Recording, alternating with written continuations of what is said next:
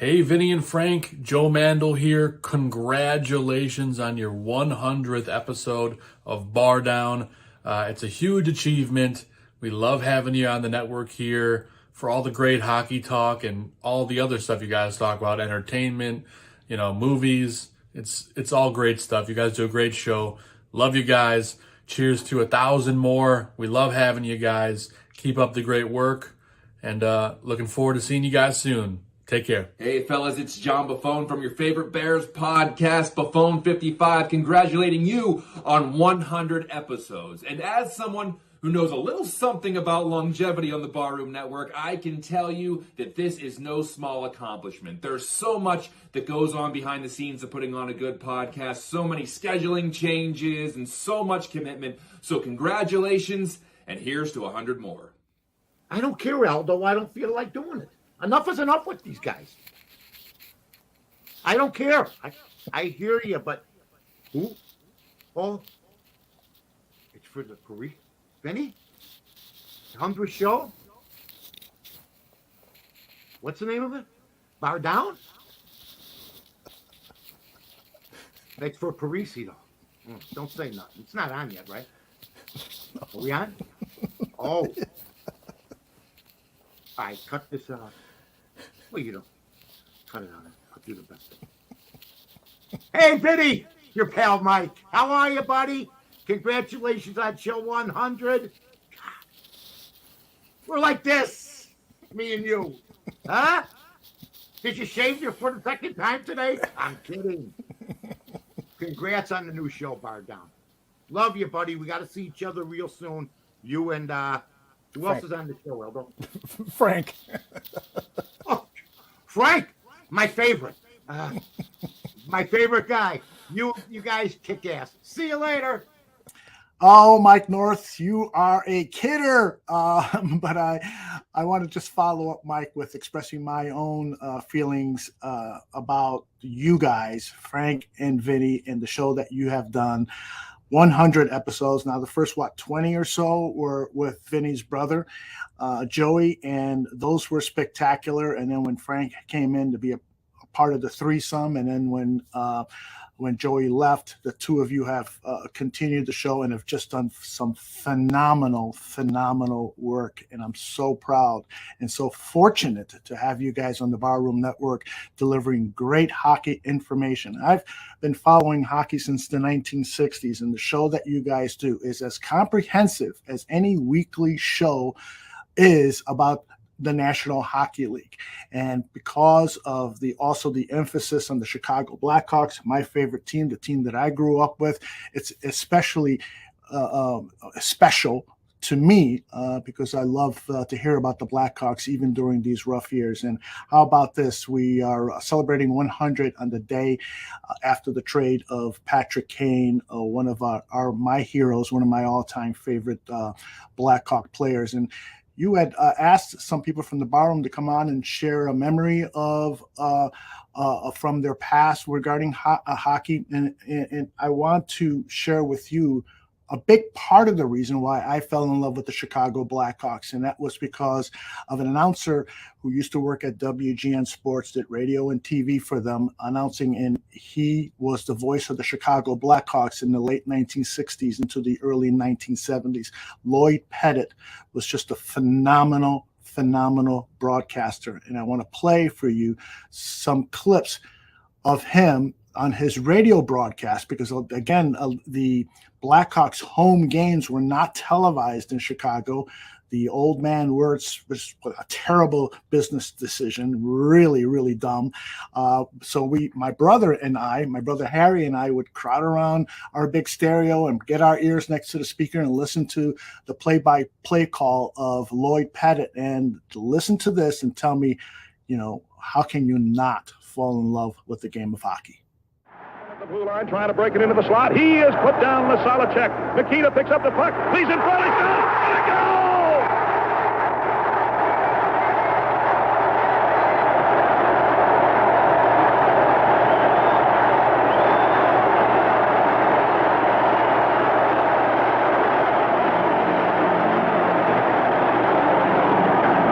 A beautiful bit of work by Stan Nikita in coming on and flipping that puck into the mess right off the corner of the crease. Jimmy Pappin was there on the perfect play, and Jimmy Pappin poked it behind Ken Rush, and the Blackhawks didn't waste much time in the second overtime and have taken the lead over the Montreal Canadiens in the finals of the Stanley Cup competition, 1-0 by defeating them in the second overtime by a score of 2-1. My man, Lloyd Pettit, wow. What a set of pipes, and the way he described the hockey action was second to none. And the way you guys work together is also second to none. Frank Mueller, Vinny Parisi, you guys are the absolute best. I am so lucky that you are part of the Barroom Network.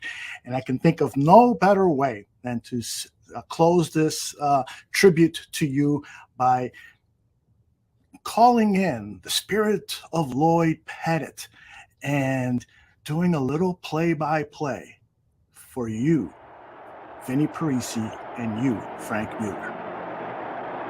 Frank Mueller picks up the pocket in his own zone. He skates by at 1. He skates by 2. He hits Vinny Parisi. He's on a breakaway. A shot and a goal! Vinny Parisi for the winner from Frank Mueller. Ladies and gentlemen, it's BarDown's 100th show.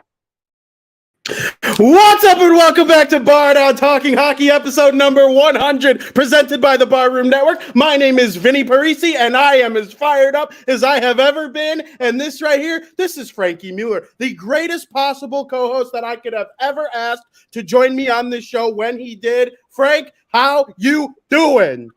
That intro was absolutely incredible. Thank you for everybody who had some kind words to say. Thank you for Aldo for putting everything together. If it weren't for you, neither of us would be here. So I just thank you for that. And I'm ready for a great show. 100th episode. I'm pumped up. It's going to be a good show. Absolutely. Frank, it has been a whirlwind since the whole thing, since we started this show. It was meant to be a hockey show where we're clearly from Chicago, but we also enjoy the NHL as a home. Tom, howdy. Thank you so much for joining. If Tom wants to join and join in on the open mic and tell a hockey story that he wants to share, send me a text and I'll respond to you with the link. Skokes, if you get out of class and you want to join, send me a text. I'll link you up. I would love to hear from each and every one of you. It is an open mic episode. If you're watching this right now, all you got to do is find a way to contact me, and I will send you the link to the show. Frankie's letting me know in the private chat whenever it is that somebody joins, and we would love to hear from you. Until then, we are going to continue doing what we do. Frank, we had a tough loss in the hockey world, though, in between episode 99 and episode 100. You have no idea where I'm going with this. You don't even know this. I've shared this with probably 3 people. You ready? I'm ready. The first 99 episodes of this podcast were done with one of my personal treasures. Skylar, welcome. If you'd like to join, I'll send you a link. We tell a hockey story. I know you're not the biggest hockey diehard, but I know you got plenty of a story or two to tell probably. Frank, the first 100 episodes, or first 99 episodes were done with the MacBook that I purchased in 2018, and she has since passed away. Really? The logic drive broke, and it's north of $450 to fix, closer to $500 to fix. And it was $800 to purchase this new computer that we're currently working on now. So I don't think it's much of a hard decision to throw in the extra $300 and get a new one. But this laptop, I had to give a tribute to it on the show. I loved it very much. We've recorded thousands of podcasts between Let's Go Devils podcast, the Barroom Networks, Crosstown Crosstalk, Southbury Hitman. I essentially started my career on that laptop, and I know you've seen me working on it a shit ton in life. So Do you want to know something funny?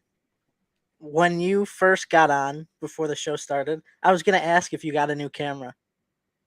Like really? something like I noticed something different. I didn't even think of that, Frank. I swear I was like, oh, did he get a new camera? Because like something was different. And now I know the reason why. That must be it. By the way, Skylar in the chat says, do you have a way for me to join call in audio only? I don't think so. I don't believe we do. Oh yeah. If anything, I could send. I just sent Skylar the link. He could join in and turn his camera off. Yeah, that's what Aldo Barroom Network says. We can send you a link and turn the camera off. The link was just sent to him. So, Frank, anybody who joins, as you know, put it in the chat. Until then, we are going to carry on our normal conversation. Say one nice thing about my laptop before we go, though. She helped us start this whole podcast. I mean, it's a legendary laptop. I remember your old laptop before that laptop, and the one before that was good. But when you compare it to the laptops you've had nowadays, that was a piece of junk. But will forever be missed. Sox Devils laptop. Major piece of junk. I haven't decided if I'm going to just recopy this on the new laptop or if I'm going to change it up a little bit. I've added Bears coverage since buying this. When I bought this laptop, I only covered the White Sox and the Devils. That's why those are the two stickers on it. I've expanded to the Bears, the Jaguars, the Bulls, the Blackhawks. So we love you, Joe. We love you, Joe. We will see if, things change on the new one. But Frank, it is time to talk about hockey. It is going to be the fun part of the show for me, the not so fun part of the show for you, as we will send it over to period number 1. Welcome to period 1, where we will talk hockey. If you are interested in joining the open mic, I believe we are going to start off with a special guest. And we are going to move right in right now before we get ahead to all the hockey news that's going on in the world. Our first guest on the show for an open mic. Anyone who wants to join, find a way to talk to me. I'll send you the link. Skylar did it. He has the intuitiveness to do it. You can too. 5, 10, 15 minutes to join. You may have to wait in line if someone's ahead of you or if we're in the middle of a conversation, but I would love to hear from you. We are now going to bring in one of the most loyal people to the Barroom Network in general, but specifically our shows, Frank, Skylar Reese. Skylar, how we doing? What's going on, boys? How's it going? Welcome to your BarDown debut. It's a busy day at work, but I can shed 10 minutes for you guys because I love you guys so much. Absolutely, we love you too, Skylar. Skylar, are you here to debate me? Tell me why I'm an idiot. Are you here to tell a story? Are you here to share a favorite hockey memory? Well, what's going on? Let me give you the best of both worlds. I'll give you a hockey story first, and then a third period story after. How's that sound? Deal. All right. So, hockey story first. I don't know that much about hockey, but I always enjoy listening to you and Jeremy. Mostly it started in timeouts, but now I'm enjoying listening to you and Frankie talk about it. And, I still don't know a ton about it, but I find the conversation interesting, and it makes my workday go faster when you guys are on. So shout out to you guys for that. And then my third period story, one of my favorite stories, is just always talking with Vinny about football because we're almost always on the same page. And the best part about that is arguing with our guy Jeremy about Tom Brady. Tom Brady. I knew we'd talk about Tommy Boy at least once on the 100th episode. I knew it. So that's my favorite. I enjoy listening to the show. I enjoy commenting. I enjoy disagreeing where I disagree, but for the most part, I usually don't have too many disagreements while you guys are on. So. Yeah, absolutely. We can't thank you enough for listening as often as you do. It's a big part of our show. Skylar, who is your all-time favorite hockey player, if you had to pick one? Well, I'll stick with a local favorite. I'll go with Taze, just because That's mine. Let's go. You know me because Vinny and I, we love Tom, so we love the leader. I love the captain. When my family was getting jerseys, my hockey family said, we're treating jerseys. What do you want? And I said, give me the leader, give me the captain. I'll take Taze. So I feel like Taves is like an underwhelming Like, not a lot of people say Taves. A lot of people gravitate towards Kane. I mean, everybody loves Taves, but I feel like he's in the minority where if you ask 90% of the city of Chicago, more people would say Kane more often than Taves. So I Yeah, love that answer. yeah. That's my guy too.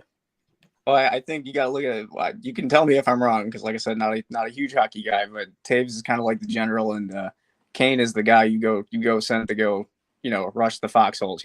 Absolutely. Skylar, I'll put it to you in a way that I know you'll understand. All right. Think of Patrick Kane as Chris Bryant at the height of his powers, Okay. and think of Jonathan Taves as Anthony Rizzo at the height of their powers. Bryant, the better version of Bryant, the best Bryant was better than the best Rizzo, but Rizzo's floor is probably higher than Bryant's floor. Taves' floor was higher than Kane's floor, but as a raw, as a raw player, but the way Patrick Kane was able to ascend to the top and win MVPs, same thing for Bryant, win MVPs, Rookie of the Year. They both won Rookie of the Year and an MVP. So I think, there's a lot of comparables, and I knew that'd be a way that you would be able to relate to it. What do you think? I think it's a great. I like it better than mine because it's able to relate to more Chicago sports. So I think it's a really good analogy. I noticed you've copied my beard. Well, when you develop the work from home lifestyle, you tend to not shave as much. But make no mistake, Vinny. When I go out, the beard comes off. That's funny. That's funny. Frankie here has the best beard of them all, even though I could outbeard everyone if I tried. Did you notice Mike North make fun of me for shaving twice a day before we started? Did you see that? I didn't. No, I hopped in a little late because I lost track of time doing some work stuff. But I'll go back and rewind it. Yeah, Mike North pretends he doesn't know Frankie and I, even though I know I have a mansion in that guy. No, I'm totally kidding. Well, one of my all-time favorite moments is when you had the Mike North thing, because that my dad's friend is good friends with Mike North. Yeah, oh yeah. And then I took a picture with your dad's friend and sent it to Mike North, and then I get an essay back on how he met him and went to elementary school with him and a bunch of things I don't care about. So, it's always funny. Skylar, as a moderate hockey fan, do you feel Frank and I at least make it where people might check out a game? Yeah, absolutely. I think you guys are because you guys are pretty close we're pretty close in age, so I think you're able to relate in a comedic fashion too, and just make the game sound more interesting, and especially too with the nature of how sometimes chats go. When someone replies snide, you guys have a good, quick and funny way of responding, and then I always enjoy responding too. So. Who was the one idiot who shit on us for liking Marvel? Thomas Gage. Thomas Gage. Fuck that guy. He hasn't been back in a while. He's nervous. Yeah, because Skylar scared him off, not us. I mean, that dude was such an ass. He's so rude. Yeah, that's funny. That's just said mean things. Fight fire with some more fire, Absolutely. So, when I'm looking down at my phone, it's me sending links to people to see if they join. I want to hear from as many people as possible. Skylar, you have been one of the most loyal friends to me since we were kids. We went to summer camp together, barely knew each other, and then, rekindled when college came around. And, it's been, a treat in my life to have you in it. And I can't thank you enough for the support. I appreciate it, you guys. Keep up the good work, and I'll talk to you guys later. Absolutely. See you later. So, adios, Skylar. Anybody who wants to be like Skylar and join us in this chat, make sure you do so. I want to hear from as many people as possible. We got some news from Tom in the chat. Dylan Larkin just inked an 8-year extension with Detroit. Oh, I wrote it, pal. Well, I didn't know that. 8.875. We got Tom breaking news in the chat. I just sent Tom a link. I want him to join, Tom. Let's go. I knew you didn't have it written down for the show previously, so I just wanted to mention it in case. Elliot Friedman announced it while Mike North was talking. Think about it, right there. Yeah, so hopefully. Dylan Larkin, thing about Mike North, he can't bowl a strike. No. He cannot. we learned that firsthand at the Barroom Network party, which that's the second Barroom Network party I've gone to through 100 episodes, and I'll tell you what, it's fun. Sorry, Mike, if you're listening, but I mean, he's not listening. The proof was in the footage. You told Aldo to cut it out. Mike North Mike North is probably out getting his like feet rubbed with like a golden spoon or something like that. You know, the big J journos where you got to get to like Mike North. So again, you want to join, debate me, tell Frankie why his predictions all come the exact opposite, like Timo Meyer to Carolina or Patrick Kane not getting traded. Frank, let's get it right into it. All my predictions come wrong too. I'm totally This is a tough subject. This was very, very hard for me yesterday. It was a tough day. And listen, a little birdie sent me a DM on Thursday of last week telling me that this was happening and that the framework of the trade was done. And all that needed to happen was the two teams needed to find a third-party team to send a fifth-round pick to, and Patrick Kane needed to waive his no trade clause. Those were the two hurdles standing in the way between the New York Rangers and Patrick Kane, Chicago Blackhawks, coming up with this trade. It's done. Patrick Kane has been traded to the New York Rangers. The full details of the trade are out. It's a 3-week trade, 3-team trade with the Arizona Coyotes. They get a pick. The Hawks get picks and prospects. Kane goes to the Rangers. You are the diehard Blackhawks fan of the show. Speak to me. This was one of the hardest moments of being a hockey fan I've ever had, I think. It had like the vibes of them getting eliminated from the playoffs in 2011, 12, 14, 16, 17, all combined, times like 10. Like I was a very emotional man yesterday with this news coming out, because I was talking to Aldo before the show, and he said, well, what does he mean to you? Like, what did this trade mean to you? I said, well, you know what? I grew up watching him. He's been with the Hawks 16 seasons, so I never really got the opportunity to watch Blackhawks without Taves and Kane, right? So they were a big part of the reason as to why I got into hockey and why I loved hockey and why hockey was such a big sport in the city of Chicago. And, you know, so many people wanted to play here, to be with Kane and Taves and win championships with them. It was very emotional for me. I'll always love Kane. You know, it's not a secret that Taves has always been my number one Blackhawk. So when the time comes for him to leave or retire or whatnot, it's going to be the same thing. But, you know, I'm pulling for Patrick Kane. I hope he has the greatest of success in New Jersey. I know you being a New Jersey Devils fan, he's a big rival for you now.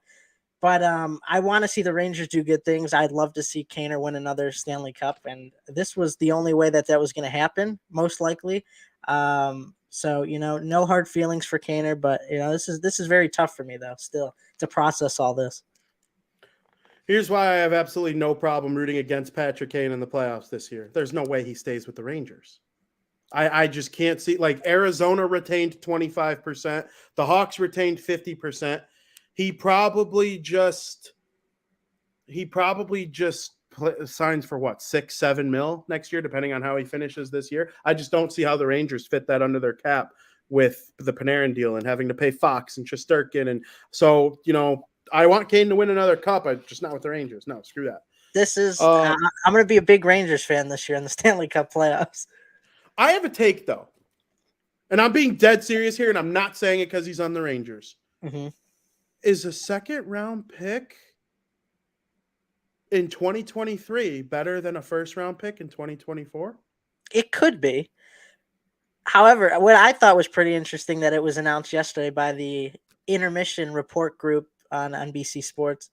Was it yesterday? Yeah, it was yesterday. I'm pretty sure the Hawks have the most first round draft picks of any team, I think, for the next 3 years, or the most first round, second round, and third round draft. Yes, they do. Something along those lines through 2025, which is just absurd to me. That it could even grow a little bit more if the Rangers were to make it to the Eastern Conference Finals and they get another first rounder in 24 or 25. Which would it be? They're saying it would be in either 24 or 25, but how does that work? What do you mean, or? Don't you know? I think their 2024 pick, so it's something to do with another trade they've made. Okay. Like, if the 2024 pick doesn't go to the Blues because of conditions, then the Blackhawks would get that one. If it does, then it becomes 2025. Do you get what I'm saying? Yeah, I get there are conditions on other picks that would affect that. Joe points out that he wants to be in New York. He will stay there since it's his hometown. That's why I think he goes. He's actually from Buffalo. I think he goes to Buffalo. like Patrick Kane wins a 4th Stanley Cup with the Buffalo Sabres in the next 5 years. Wow, you think That's he's going to stay that long in the NHL? well, he's 34. He'll be 35 next year. I could see him signing a 3 or 4 year deal. Yeah, the next 5 years, that's pushing it. I don't know. But I think he plays for the Buffalo Sabres. That's who I would sign with if I were him. And if he wants to stay in the Metropolitan Division area, but the Rangers say they can't, the Islanders are an option. The Devils are an option. The Sabres are an option. Maybe he takes a discount to go to the Bruins. I don't know. I have no idea. But it's definitely interesting. Frank, what does this mean in terms of the Blackhawks and the Rangers? You got line predictions or anything like that? He's probably going to play on the top line with Kreider and Zibanejad, but, I wouldn't be surprised if they tried find a way to squeak him in with Panarin on the second line. But right now, Tarasenko's with Panarin on the second line. But I think, the chemistry and the coaching staff and, the whole organization knows what Panarin and Kane could do as one. So they might try to finagle some ways of getting them together, whether it be on the second line, make some switches, definitely probably on the power play, no doubt. They'd be on one of the lines with Panarin. So that's what I got for you. I think he will start on the first line and not play with Panarin, but as the season goes on and maybe in the playoffs, if line changes need to be changed, he will find his way with the Breadman once again. Absolutely. I would put him on the second line, first line, I don't care what you call it. I would put him with Trocheck and Panarin. And then I would have Kreider play with Tarasenko with Zibanejad.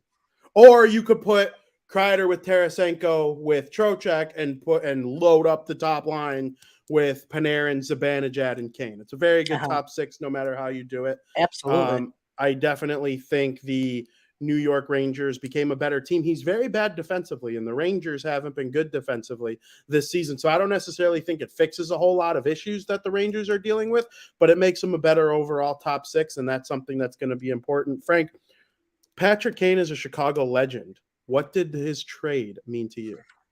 Or what did his career mean to you? Excuse me. What did the trade mean to me? Yes. No, his career. Oh, his career. Wow. I mean, his career meant everything to me. Because like I said before, I mean, if it wasn't for him and Taves, I think that they were a major, major reason on how to bring hockey to the city of Chicago more well known, because they were so bad for so many years. Them winning in 2010 was their first Stanley Cup in 49 years.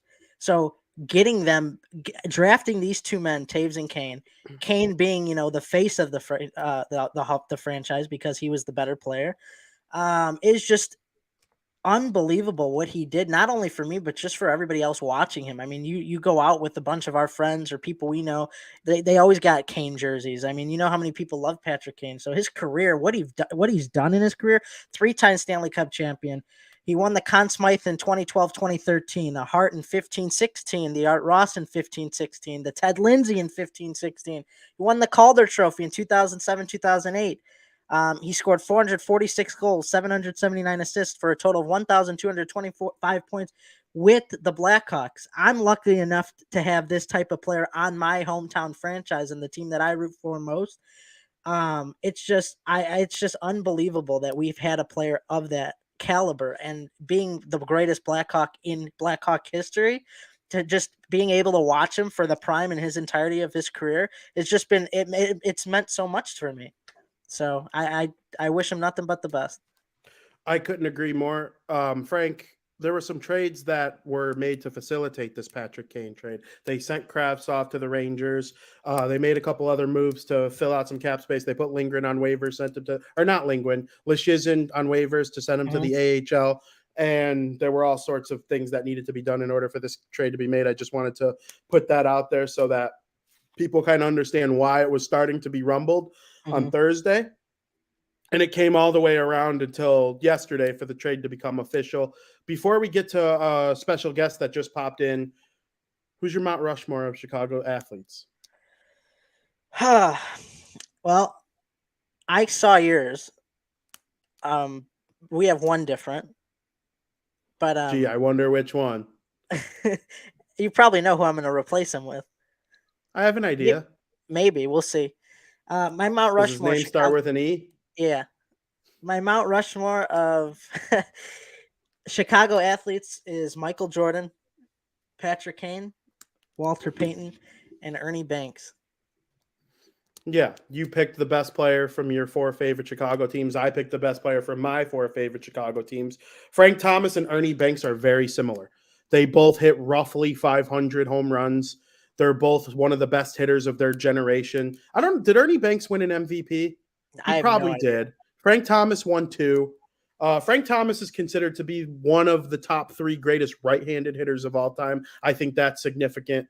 Yeah, I think Cub fans are going to have yours and White Sox fans are going to have mine. I honestly think Mount Rushmore was made of 5. It would be those 5. Oh, you would just be a biased a-hole if you put someone else over those 5.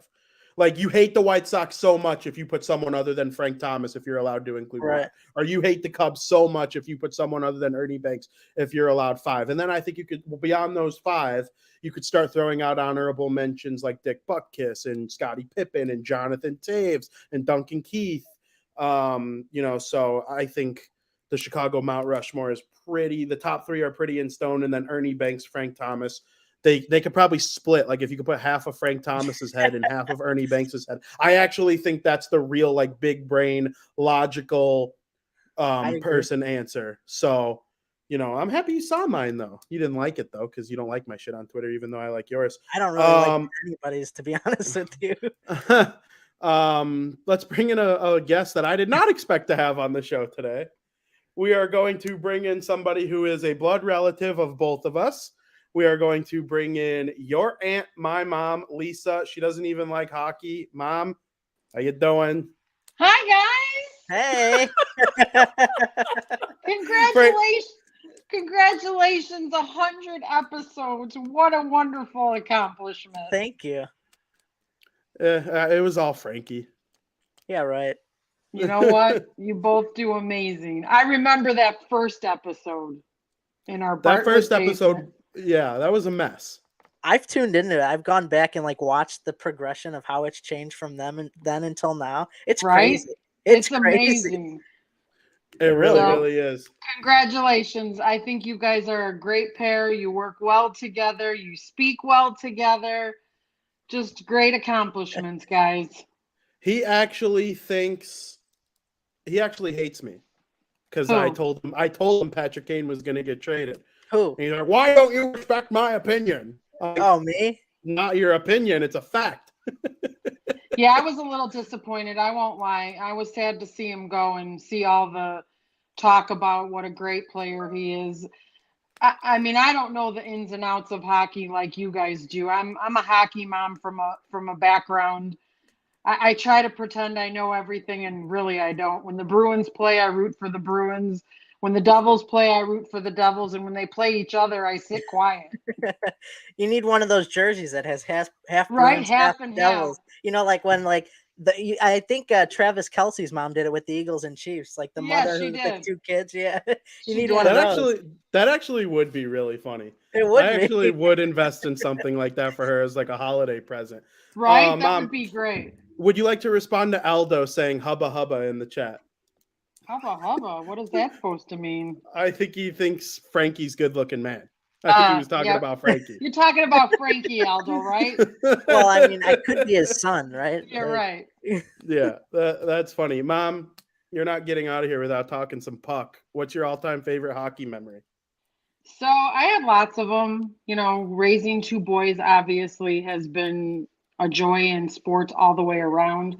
For you, I'm going to say the time in 2012 when the Devils won against the Rangers, and you had to have that hat. You just had to have it.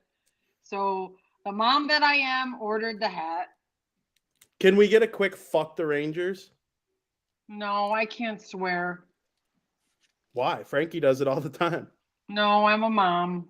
All right, if the Devils played the Bruins in the Eastern Conference Finals this year, the winner moves on to the Stanley Cup Final. Who would you root for? The Bruins. Wow, you said the Devils. That was quick. Wait! I thought you said Get her the out. Rangers. Get her out. Get her out. You said the Rangers. I'm being dead serious. Get her out. She's gonna. Oh my god! I thought you said the Rangers.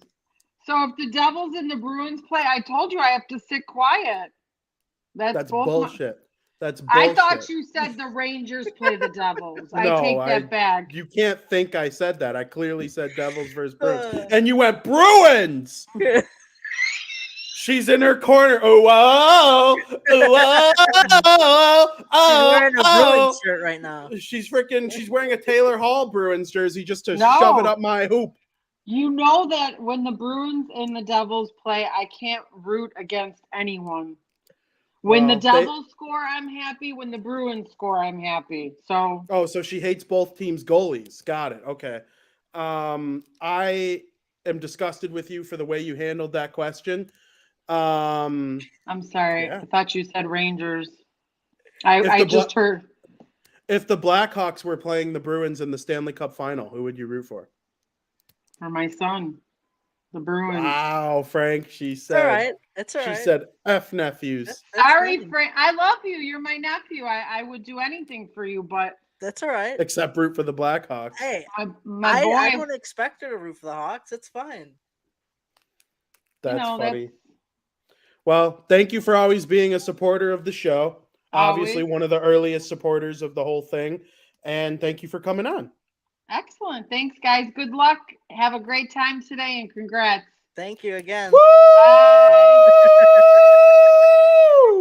And right off the bat, we had another guest waiting in line. I believe I know who you mean by someone named Big House coming in. I think we're talking about Mike Puccinelli. Mike, what's going on? Cousin Vinny. Cousin Vinny, what's How we doing, Mike? That's funny. That's funny. How you doing, man? I'm good. I'm all right. Just a little midday work, and I thought I'd hop in for a little bit. I appreciate it, man. You a little upset over what happened yesterday? Yeah. We saw it coming since Saturday when he left the team. So I wasn't crying like I thought I would be, but it still sucks. I've just been watching videos on Twitter all day and reminiscing with all the flashbacks and everything. It's been tough. It's very tough. What was your favorite Blackhawks Kane moment? Oh, man. Off the top of your head. There's a lot of good ones to choose from. There's a lot of good ones. That's tough. I remember when he scored the goal in 2010. In 2013, when he put it away in overtime against the Kings in the Western Conference Final. We were all at a graduation party. We were all around the TV watching that game. And I think it was him and Taze skating down, and he passed him in, and he did a celly. So that was a really good one. I don't know. There's so many. They're all my favorite. It really is, yeah. Frank, do you know who this guy is? Not really. Kind of looks familiar. You've met him before. This is Nick Wayne's good friend, Mike. Okay. Have we met? Probably. You look familiar. You probably met at a family party or two, I would assume. He Maybe wasn't that, or did he play softball with him? No, he wasn't at the Cubs game. Okay. Softball? No. I played softball with Nick like 5 years ago. We had a team, but I want you to say one nice thing about Nick Wayne and then one asshole thing about Nick Wayne. Nah, let's not get into Nick. That's funny. So, dude, first of all, we can't thank you enough for hopping in for a little bit. Yeah, of course. Do you have any predictions for what's going to go on in the Stanley Cup playoffs? I know the East is a complete juggernaut and the West is like a bunch of pretty good teams that might make it to the Stanley Cup final a little healthier. That might help them a little bit because the competition's a little bit thinner. What's your takeaway on what's going on in the NHL as a whole this year? Well, how did that happen in the first place? The West used to be the powerhouse. The force to reckon with. And all of a sudden, if you look where the players went at the trade deadline, all the good players went East. I mean, it's crazy. I think the Devils GM told Timo Meier when they acquired him that playing for a team in the Metropolitan Division adds an extra 5 years to your career because, like, Dallas is sneaky close to nowhere. Vancouver, like, they got Seattle, and then everywhere else is like a 3-hour flight away or more. Yeah. The Devils, they bus to Philly, they bust to the Rangers, they bust to the Islanders. The closest or the farthest Metropolitan Division rival is probably either the Columbus Blue Jackets or the Carolina Hurricanes, and that's like an hour flight for them. I think that's kind of partially like why some guys might choose the East over the West when it comes to free agency and stuff. But you're right. It wasn't so long ago where the West was like the Ducks with Getzlaff and Perry, and the Sharks with Couture and Burns, and the Kings, the Thornton, Hawks. the Kings, Yeah. the Hawks. Exactly. You remember that in 2012 when it was Kings Rangers or Yeah. Kings Blackhawks to get to the Stanley Cup, and we're like, well, whoever comes out, Kings Blackhawks, they're going to win the cup They're gonna because the win the West. cup. Yeah, Yeah, it was like guaranteed. Like no one else stood any chance in the East. exactly. And now it's like Yeah. it's really flipped. Yeah, And last I year, love the Timo Meyer move for New Jersey. I see him as like a host-like guy for those young kids over there. I know he's still young. What is he, like 26 or 27? But 26. But he still, you're right though. He plays that two-way game. He plays a complete game. He's not just about scoring, not just about offense, and he can put the puck in the net clearly. So, yeah, the Devils have traded for one other 30-goal scorer, like a guy with 30 goals at the time of the trade in their history. It was Ilya Kovalchuk in 2012, and they went all the way to the Stanley Cup final that year. Now, the East is a little bit more of a beast this year, but are you going to root for the Rangers against the Devils? I know you. I know you. absolutely. Absolutely. What an absolute clown. I'm going to get a Kane jersey, too, with the Rangers. What if he doesn't stay with the Rangers, though? Are you okay I don't with care. that? Just Oh, to have okay. it, it's pretty No, cool. that I agree. I would do the same thing. I'm thinking about it too. Like If in 2020 or if in 2034 the Devils stink and they were to like trade Hughes to like the Florida Panthers or something, and they had 3 Stanley Cups in his time with I would absolutely not even think twice about it. So I get Exactly. where you're coming from.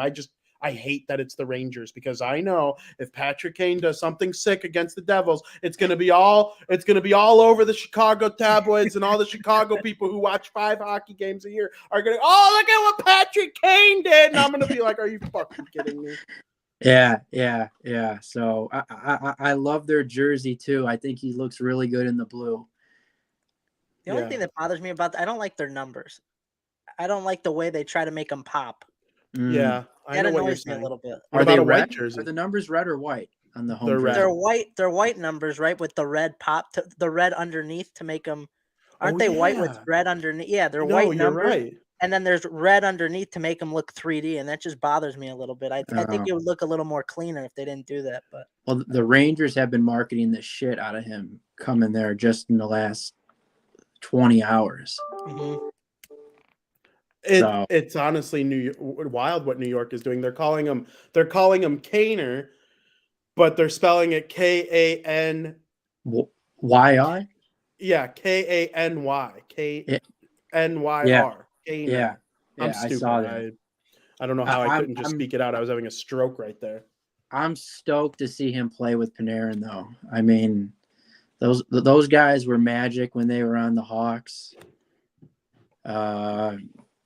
It's going to be really interesting to see what they can do. Yeah, absolutely. And before I let you go, I do want to ask you one more thing. I'm going to pull it up right here.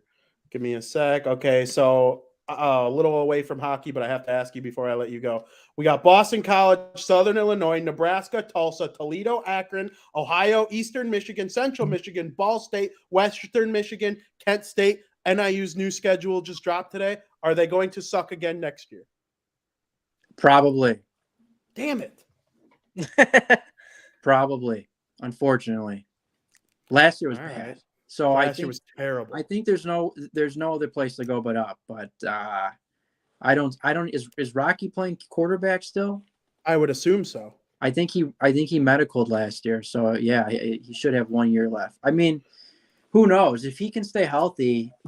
I think the team could do anything. But it's the defense was awful. They didn't have a secondary. I don't know any of the kids they brought in. I don't know if anyone's transferred other than I saw some names left. The portal has really screwed up college football, in my opinion, because there's no commitments anymore. I mean, they can just get up, leave, and go play next week somewhere else. So yeah, it's like hitting free agency in a pro. Exactly, whenever they want. Yeah. Yeah, that's tough. Well, I hope we're both wrong, because I agree with you. Last year they came in as the betting favorite to win the MAC, and this year they're probably going to not be that. So hopefully it's just whatever the betting favorite is, the exact opposite happens. Poochie, we can't thank you enough for coming on. It was a pleasure to have you in.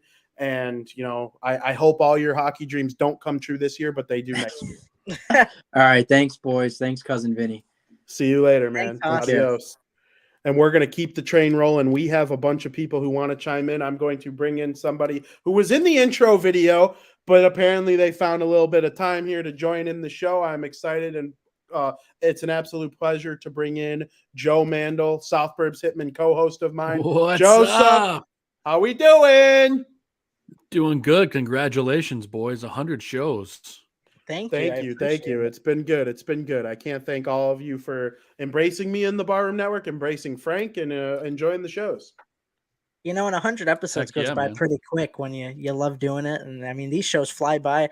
I know, Joe, you're well versed in the Barroom Network. So yeah, thank you for showing your support. You're always here talking and chat every once in a while. So it's great that you said those kind words to us earlier on. Yeah, man, I didn't think I was going to be able to make it, but I figured I might as well pop in since I had a few. Love it. Joe, I know it doesn't matter because we love sports in general. You like baseball significantly more than hockey. That's fine. But I know you do have an appreciation for the game. Is there a favorite hockey moment that stands out to you in your life of watching sports?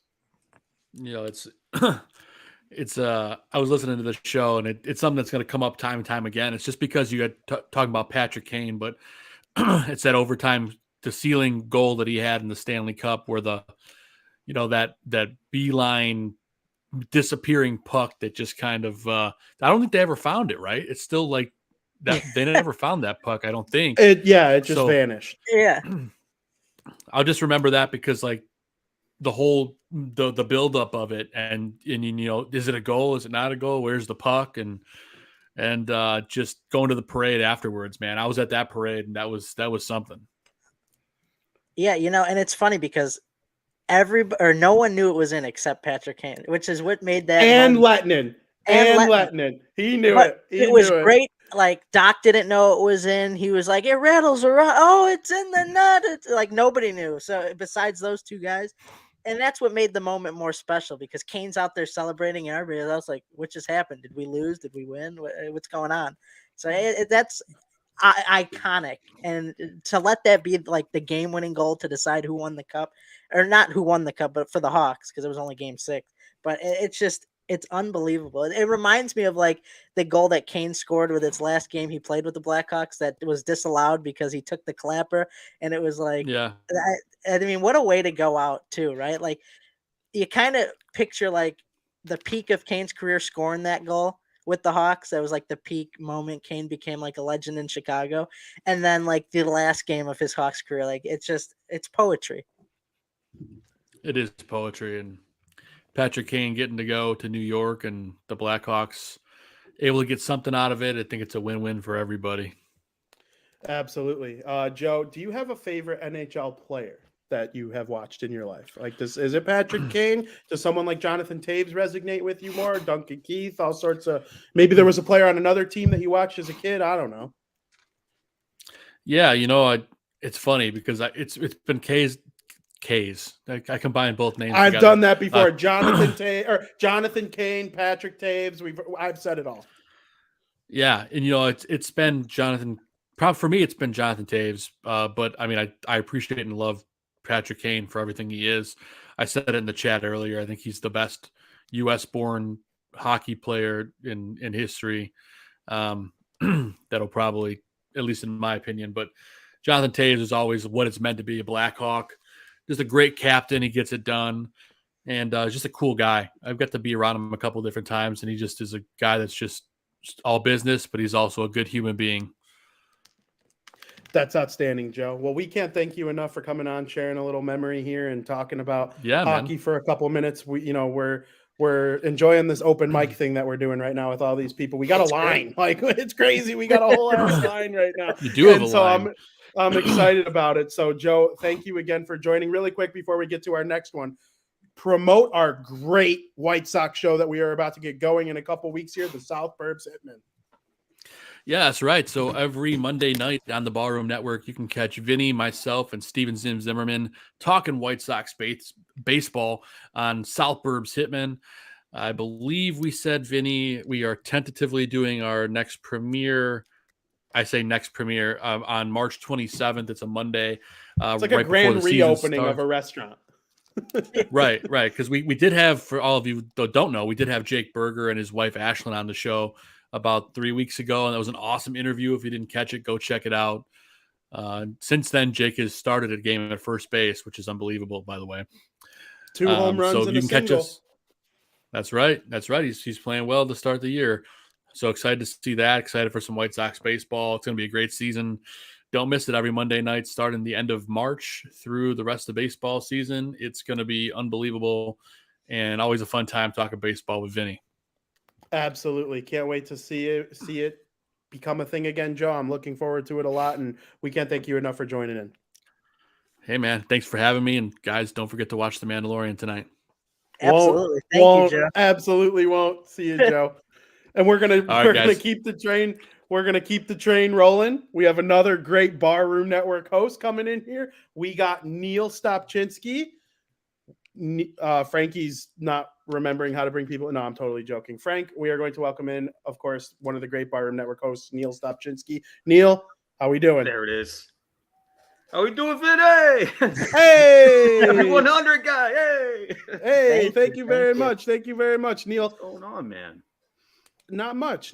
Is it fair to say, besides Frank and I, you're the biggest hockey fan at?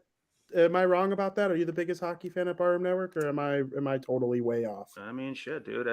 I was thinking about putting the show together before Aldo found, you and Frank and your brother, and got this thing rolling, man. I had a guy in South Bend that was trying to, really get the ball rolling. Like, hey, guy, you got to get on this thing. You know more about hockey than anybody that I know, but he's not much of a podcast guy. So I was thinking about it. I'm not that knowledgeable. I love watching the game. I'm entertained by it. I love the speed. I love the action. I love the chaos. I love dudes beating each other up. So that's my love affair with hockey that I have. I wouldn't be able to speak on anything, schematically, or I don't know how to evaluate guys or anything like that. But I just love the sport, and if they're a big time deal playing in Chicago, I love them anyways. So here we go.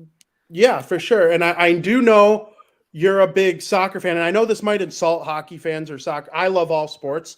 I am not prejudiced towards a single sport. I'll watch people play cricket. If you're doing something competitively, I'm interested in watching it. Hell yeah. There are some similarities, though, between soccer and hockey, I would say. I know you're a big soccer fan. Yeah. And, it's winter hockey. It's a smaller net. Obviously, the offsides rule is a little bit different. There's less players on the playing surface. But, I mean, is that true? In the sense that you're trying to put an object in the back of a net? Yeah, that's true. Okay. in the sense of, there are some other similarities too. Like, you got some similarities behind the offsides rule. You got some similarities around zones and spacing and everything else. Much more speed in hockey, though, obviously. Much more physicality in hockey. You don't have dudes flopping in hockey, right? I mean, there are some stark differences as well, stark contrasts. When I was in high school, there was these group of guys that always just really pissed me off because they always said that hockey and soccer were the exact same thing. And I think they would do it to bug me. I'm like, they're similar, but they're not the exact same thing. And I think it put a sour taste in my mouth for soccer because of those guys who kept saying that. And I'm like, dude, if you've watched a hockey game and you watch a soccer game, they're nowhere near the same exact sport. They're two completely different sports, but they got their similarities, like you said. Yeah. But different athletes, different body types, different levels of intensity and toughness. And I mean, you got to give it up to soccer guys. I mean, you come out the end of a match and they're on the field for 5 to 7 miles a night. You know what I mean? Like it's, they're marathon runners, and the intensity of hockey. Guys come off the ice after 2-3 minutes. I mean, it's some similarities. Like I get why people want to compare the two, but I mean, they're unique in their own individual rights. Absolutely. Do you have a favorite hockey memory that sticks out as a fan? Oh man, dude. I mean, really, from 2009 to 2016, there's so many. I do remember, like, the only one I was actually in Chicago for was 2010. 13 and 15 happened when I was living in Mississippi. But I was around for the 2010 one, and that was just absolute batshit crazy. Absolutely. I mean, I've never seen anything so nuts, dude. I mean, so yeah, I was alive and I watched the Bulls win their 6 and have that dynasty. But to actually be up here for 9, 10, 11, most of 12, some of 11, 12, to be up there for, that, 3.5, 4 season stretch at the very beginning of the dynasty. It was a lot of fun, man. I got to be honest with you. Just getting wiped away wasted at bars, watching the Hawks win, man. It was a good time. And then immediately after, I was listening to Joe talk about the magically disappearing puck. I was sitting at my buddy's place in Evanston, watching the game because after we got off work, we didn't have time to get down into the city, and we'd miss some of the game. We wouldn't be able to find a place to sit. We'd just order a couple pies and hung out at his place. Watch the game there. We're sitting to look at each other like that went in, right? We're like, we want to celebrate. We're not sure. We saw Kane, like, I think that went in, dude. So we lost our minds and got on the next train, the next L down into the city and just started celebrating, man. I can't remember where the hell we were. I know that we were in Wrigleyville, somewhere on Clark Street. I remember watching the mounted riot unit, marching up and down the street, trying to clear the way, and people acting like idiots. And but man, just the euphoria of being around and watching, not necessarily in person because we weren't in the arena, obviously, but just being in the city when the team won a title. That was the first time I think I've experienced that, and that was awesome, dude. I mean, that's probably the top memory, I think. That is incredible. And it was the first one, and you guys can correct me if I'm wrong. It's like the first Chicago championship of the social media age. I know social media was in its infant stages when the White Sox won the World Series in 2005, and it surely didn't exist in 1985 when the Bears last won, or in the 90s when the Bulls won 6. The 2010 Chicago Blackhawks, there were videos that were able to circle of Patrick Kane, drunk, walking up the stairs and like going crazy, or like in 2013 when Corey Crawford went fucking right Chicago. That was able to be captured on social media. So I think, and then the Cubs in 2016, all that. So, I do think that's what made it so much fun. And Neil, we can't thank you enough for stopping in and giving us a little bit of a hockey memory here. I know you got a bunch of big things going on with the Barroom Network and beyond. You want to promote that really quick before you get out of here? Yeah, we're right in the middle of draft season, obviously. So draft on tap. We're trying to go every other Wednesday. The way we got it set up right now is me and Danny will go 1 week. Greg Gabriel will have a show the opposite week. We'll flip flop back and forth.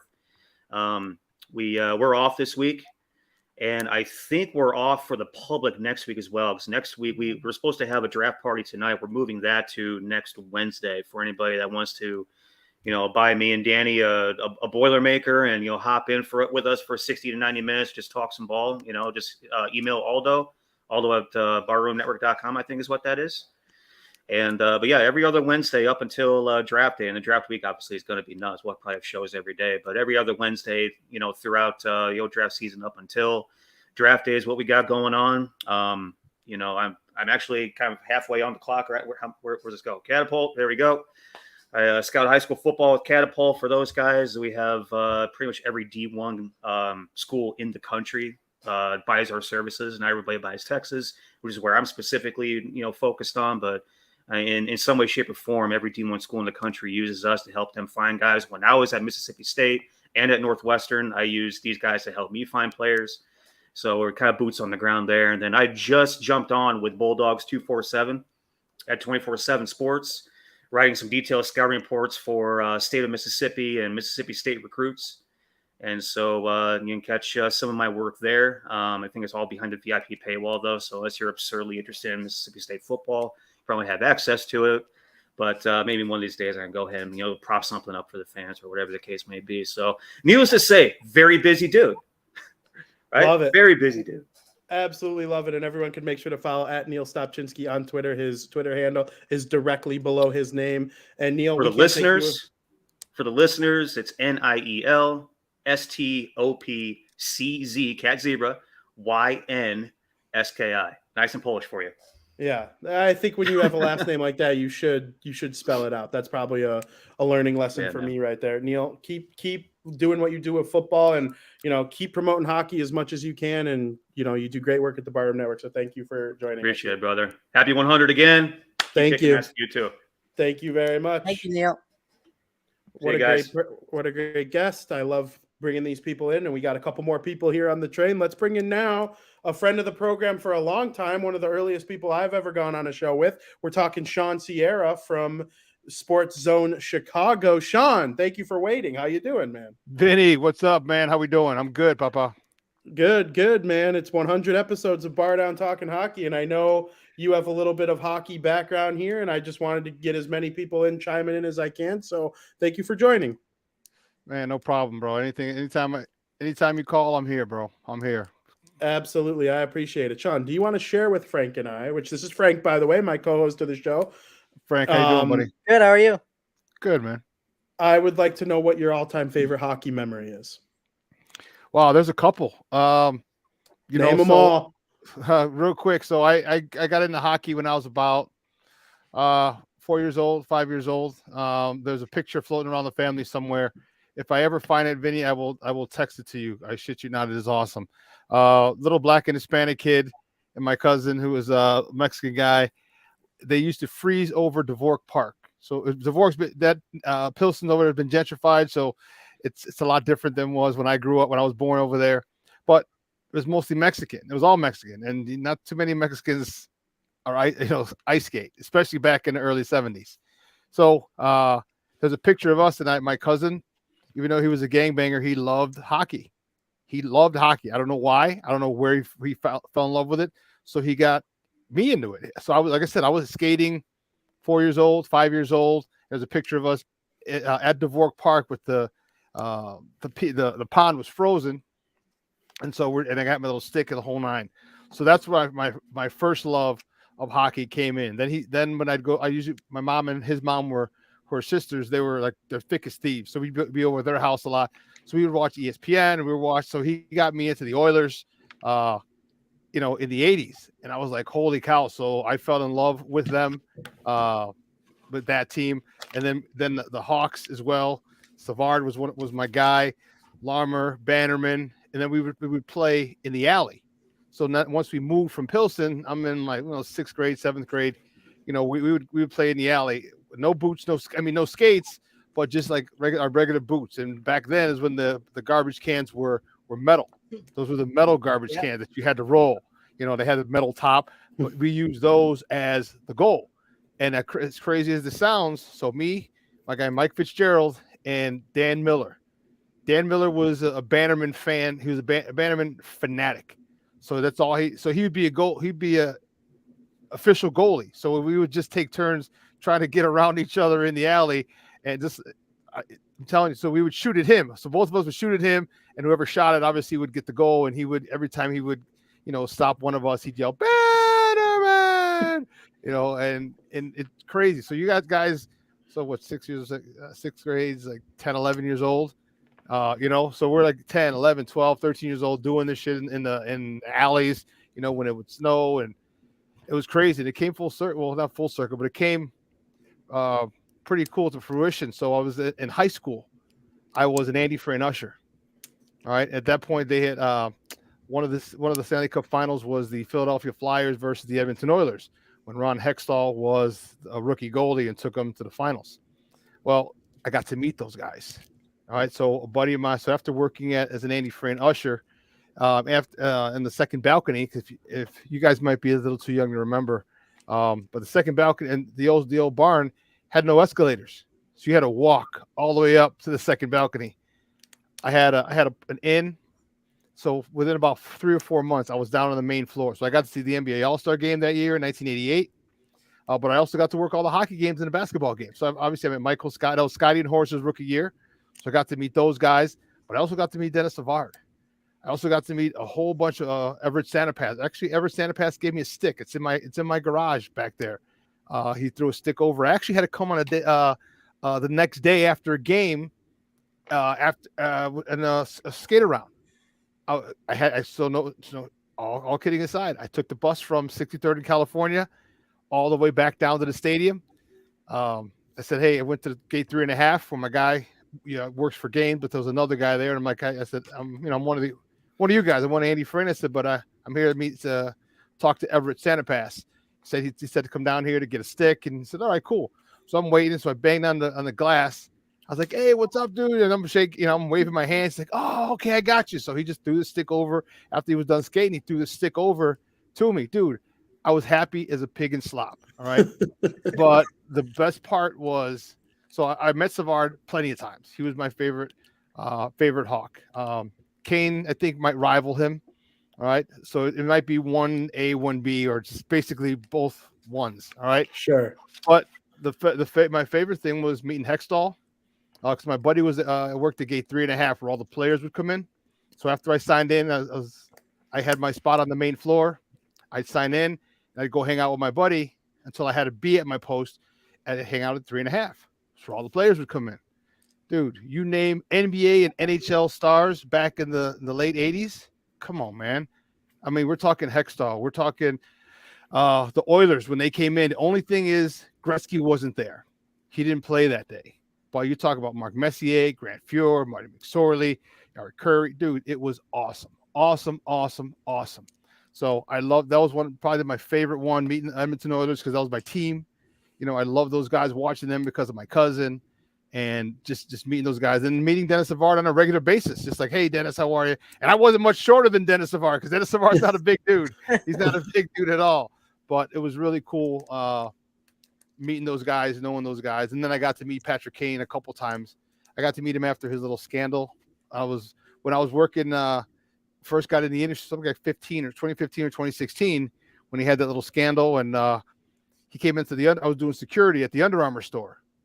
And so he walked in. So my manager had told me he's going to be coming in today. And so I saw him, he had a hood on and everything. He was real quiet and the whole nine. And I was like, hey, Mr. Kane. I'm like, I said, my manager wanted me to let them know when you got here so they could show you around. So I talked to him for a minute. So it was pretty cool meeting him, like, on a personal basis. So has some pretty cool hockey memories. But if I had to pick, my favorite one was meeting the Edmonton Oilers back in the day, back in the late 80s, man. That was wild. Wow. A lot of good memories. Unbelievable, man. I can't even tell you. Just to have all those different memories, meeting all those like legendary players, and that's every night, bro. Basketball one night, hockey the next night. Basketball one night, hockey the next night. Dude, it was as a junior in high school who was a sports freak. They couldn't have got, and they paid me to do that. They paid. That was a job. I got paid.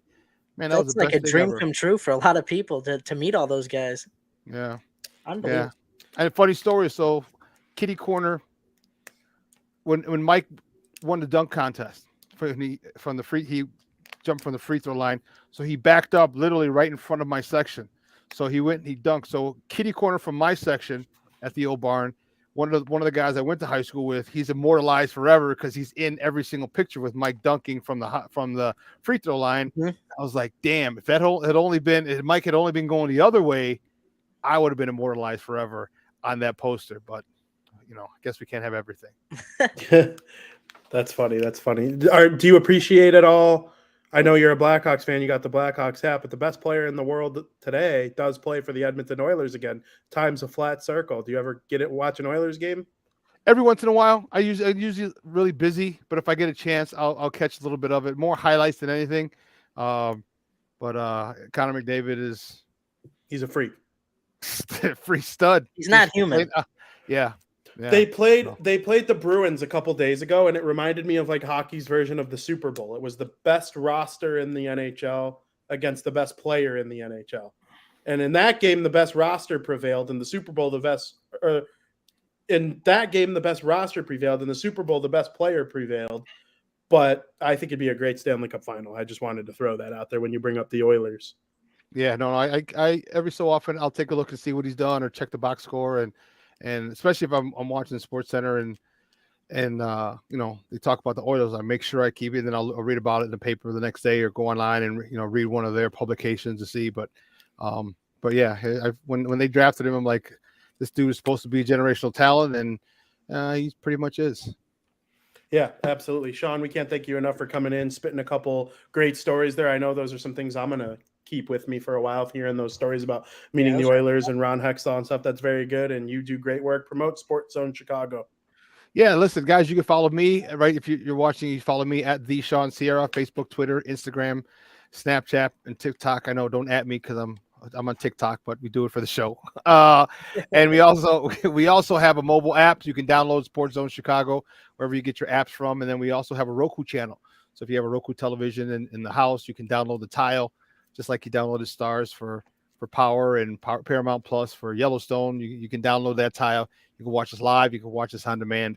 So you can follow Sports Zone Chicago and all of our live shows in those ways. Absolutely. Sean, thank you very much. Vinny, thanks a lot, buddy. Frank, nice meeting you, my man. Nice meeting you too. Thanks for coming on the show. We will be in My touch pleasure. soon, Sean. Thank you very much. All right. Thanks. Frank, we are keeping the train rolling. We have one more person waiting in line. I know we've gotten even more than I expected, and I'm truly thankful for it. It's been so fun. I enjoy doing this. We're still in the first period. This is the longest first period in BarDown Talking history. It took to 100 episodes.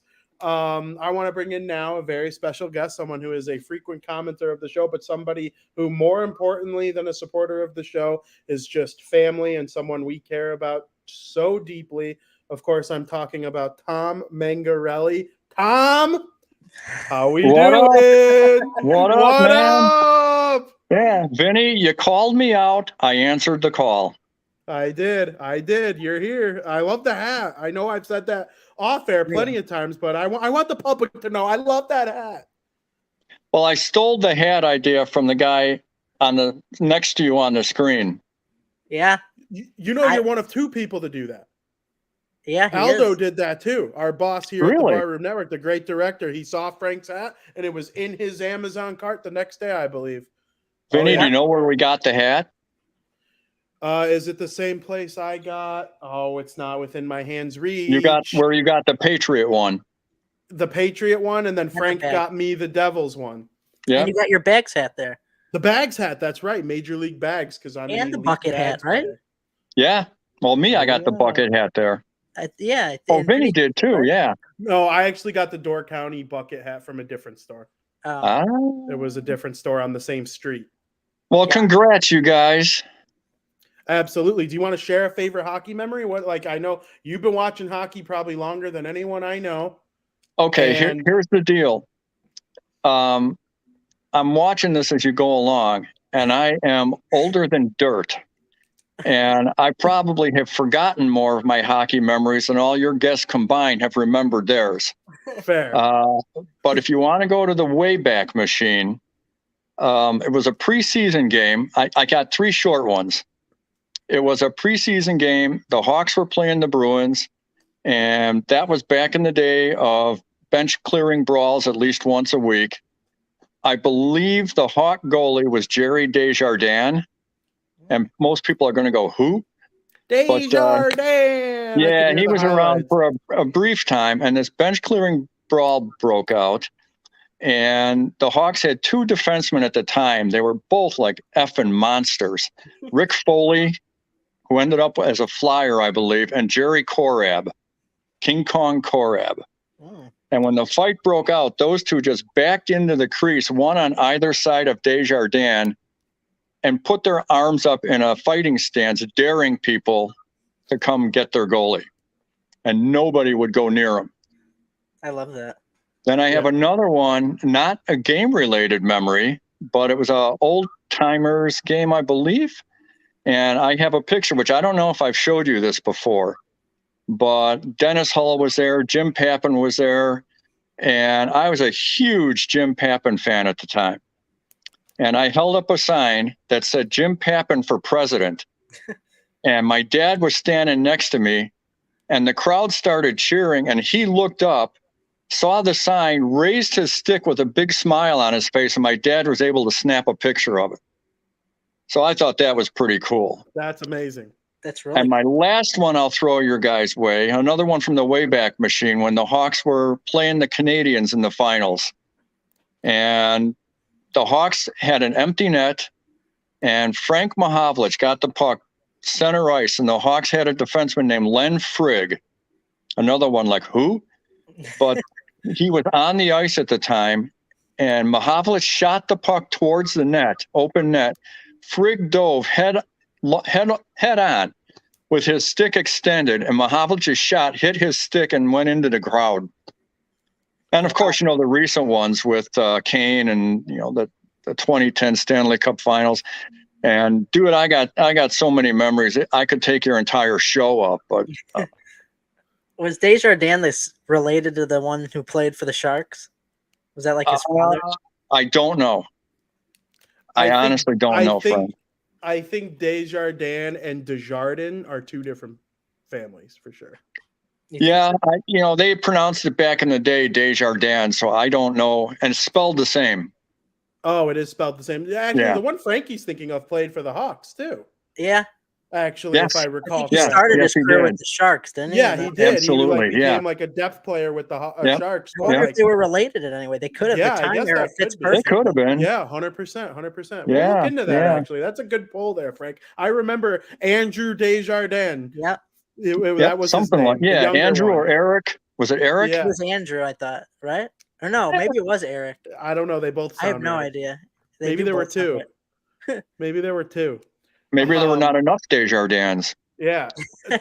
Tom, are you able to pick out? I know this is like kind of putting you on the spot, and you've given us so much of your time. Can you pick out one all-time favorite hockey player?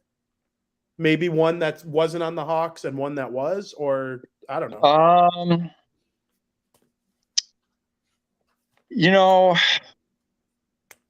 I was, as far as goalies go, I was a huge fan of Gilles Meloche. He had a brief career with the Hawks. He ended up playing with a bunch of different teams. I think my all-time favorite Blackhawk, outside of Bobby Schmatz, another guy you say who, but if you want to bring it into like a more modern era where people would maybe recognize the name, in my opinion, Al Secord does not get a lot of love. I know Al Secord very well. Yeah, and he's now currently a jet pilot, I think. But as far as I know, he could be the last player to ever score 50 goals in a season with over 300 penalty minutes.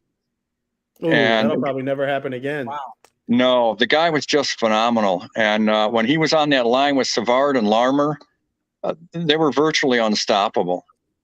And then I would have to throw Larmer into that group too, because I've told Frank this before, but Larmer was a left-handed shot playing right wing. And that's exactly why I played right wing. I was watching him one day and I said, I'd rather be on the right side. So yeah, those probably would be my top ones. I love to hear it. Frank, do you have anything else for Tom before we let him out? Thank you for, always being here to support the show. Sure. You're always here every show. We see you chatting all the time. Well, you know what to get me for my birthday now, right? I know, a Kane Rangers jersey. Boo! Get a Buffalo jersey next year, guys. Vinny, I got to admit, when I knew this show was coming up, I told Frank, every time he says something about the trade, I'm going to go disagree, just to piss you off. Oh, there was that one episode where Frankie wanted to take my head and shake it and just scream at me, he's not getting traded. I'm like, he's getting freaking traded, and the team is dumb if they don't, but yeah, I get it. I'm not happy, but I get it. So I understand. I fully understand. It happens to every fan base that goes through like a good stretch. I think like very few dynasties are like long time sustained success, and with all the guys retiring at the same time on a Stanley Cup champ. Like that's just not how it works. Well, as old as I am, my only fear is that I might not be around by the time they win another cup. But well, I honestly think their chances of you being around next time they win a cup will be enhanced on May 10th if a couple ping pong balls fall a specific way. I do. Well, think you could be possible. right. You could be right, but if it's number 2, Fantilli would look awfully good. He sure would. He's Jonathan Taves 2.0. So with a better scoring touch. It's true. Yeah. It's absolutely true. He scored a goal from the goal line at the one game I was at. He literally from the goal line shot it from an impossible angle and it went in. I was like, this even at 3, I think they're okay. Yeah. Well, My guy Leo Carlson, big dude, center, but I would rather have the other two. Well, of course. Matvey Michkov, though, he scored the Michigan 2 days ago. He put No, the puck yeah. on his stick, the lacrosse goal, the Michigan. He scored it. I can't Well, if I remember would have tried that when I played, I'd have fallen flat on my ass, but that's okay. You and everyone else besides like 10 people in the world. So we can't thank you enough for coming on, and thank you for always supporting the show. All right. My pleasure, guys. Have a good We will one. see you soon. Yep. All right. Bye-bye. Bye. Frank, that ends kind of a long line we had in the, of the people trying to chime in their comments and their favorite hockey memories. That was a lot of fun. We might not be done. We'll see who else joins over the rest of the show. And I do have a medium surprise on who I think might be able to hop on in a different way in a couple minutes here. But I do want to talk really quick to end the first period. Before you go on, though, should we have a Kane tribute video? Because I know you're going to change the topic off of Kane. You're right. Can we end it? You want to end that with it? Yes, absolutely. The Chicago Blackhawks. I wouldn't be doing this show if it wasn't for the Chicago Blackhawks, right? Like, I'm a New Jersey Devils fan. I root for them over everyone. They're my favorite team in all of sports. I live and breathe and die by that team. But I will say my love for them did stem from the Chicago Blackhawks existing in my hometown. And I love Chicago and I love Chicago sports. And the Blackhawks will always be right up there as my favorite teams. And the Blackhawks are the first ever NHL team I got paid to write about. Pucks and Pitchforks was a free endeavor when it first started. And then they added being paid later. The Windy City was paid from day one. And covering the Blackhawks, it's important to me. So Patrick Kane has been a big part of it. The first ever article I wrote for the Windy City was about Patrick Kane. And now he's a member of the New York Rangers. So, Frank, without further ado, we would like to show you what the Blackhawks posted, the tribute video to Patrick Kane. I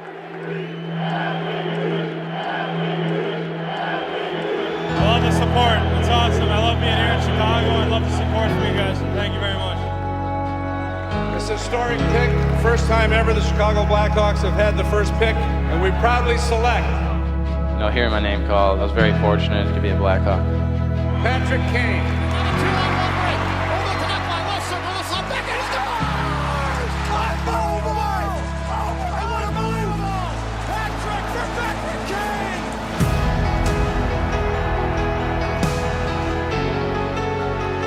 It just makes you want to play better. It makes you want to go out there and make the fans cheer and give them something to be excited about. Receiver, Tate's right foot, shoots, save, score!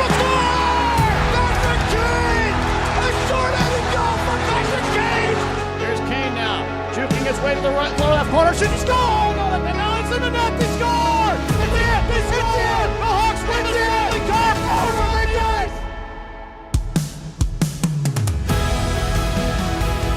Weaves in the middle with a spin around the center. Holds the ball, goal! 2-on-1 break for the win. Over the King line, left wing to Kane, he scores! Oh, what a play! Patrick Kane is only he can do. You're kidding me. Oh, Patrick Kane! Tee up the highlight reel on that one.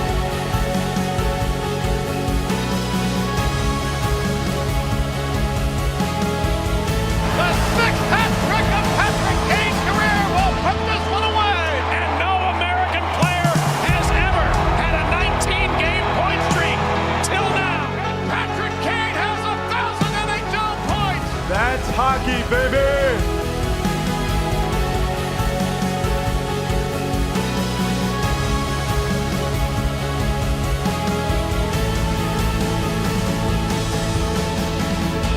Patrick Kane skating in his 1,000th NHL game. Boy, that is a photo op of photo ops right there.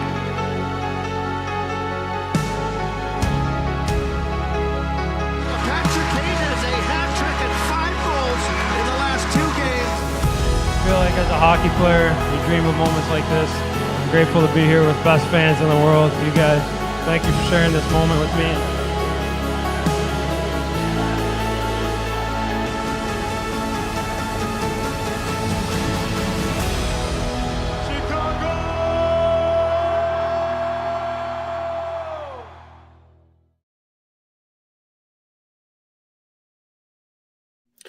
I also think there's a chance he comes back. Well, he'll definitely retire as a Blackhawk, whether he signs a one-day contract or whatever it is. 100%. Yeah. I agree. And I don't know. His number will be retired too. for the Hawks. I honestly think they build a Taves Kane like dual statue. I do, and very few players get statues. Jordan, Hall, and Makita have statues outside of the United Center. Yeah. I do think there's a chance he comes back because I don't think the Rangers are going to be able to make it work in the summer. I just don't. And so I think it's Buffalo or Chicago in the summer. I think the Bruins and Devils and Islanders have an outside chance because they're good teams on the East Coast with Stanley Cup aspirations. But I think it'll come down to Buffalo and Chicago. It'd be weird for him to not play a single game in a Sabres jersey. I think because that's been kind of a conversation people have been having since he was in his younger days, in his early 20s. Mm-hmm. But my favorite Patrick Kane moment is easy. They were playing the Tampa Bay Lightning in the 2015 Stanley Cup final. And I do think being a top player on a two-time Stanley Cup champion team, that doesn't necessarily solidify you as a Hall of Famer. You need regular season points and trophies and awards and all sorts of things to become a Hall of Famer.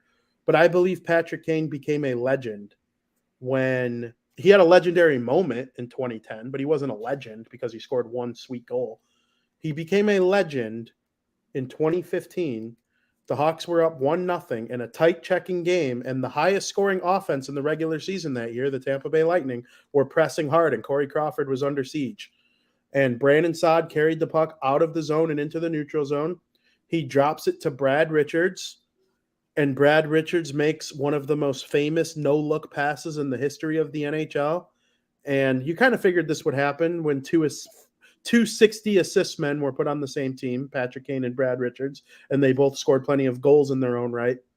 Patrick Kane didn't miss, and it put the Hawks up 2-0, and they won the Stanley Cup 5 minutes later. And it made it where you knew the Lightning weren't going to tie it, because even if they got one, they certainly weren't getting two. And, that's the moment he became a legend to me, because he came into that offseason dealing with some off-the-ice things. Then he comes back the next year with Panarin and wins MVP. I mean, it's just all that moment is the moment he became a legend for me. And, I have nothing but gratitude and thankfulness towards Patrick Kane, even though he went to my biggest rival. Yeah, he's your problem to deal with now. People keep saying that, though, and one thing that was pointed out to me, the Devils are only 3 points behind the Carolina Hurricanes for the top spot in the Metropolitan Division. He could very well become my second-round problem. Yeah, Man, it bugs me that you probably would have rooted for the Devils if he wasn't traded to the Rangers, because you're not a dick. And I now would you're root gonna for the Devils, but I don't know, Kane, man. I know it's everyone's gonna turn on me now. I'm prepared for it. All the Chicago fans are going to be rooting for Kane. Although I do think there is a possibility that a second rounder this year is better than a first rounder next year or the year after. There are two reasons. The first reason is the draft this year is deeper. I think more first round talent bleeds into the second round this year, and those players could be even better than the first round players of next year or the year after. Next year is supposed to be a weaker draft, and the year after is supposed to be a pretty good draft again. And, you never really know more than 3 years out, because those kids are 14, 13. You don't know. Once they start turning 16, 17 is where they start to be like we identified Bedard when he was 16 in the 2019 draft. Or the 2020 draft, we started to hear about Bedard. But I don't know. It's been great, and I love Patrick Kane. And if the Rangers do beat the Devils, I'll root for him in my own weird way. I have no ill towards Patrick Kane. He wants to play for the Rangers at MSG,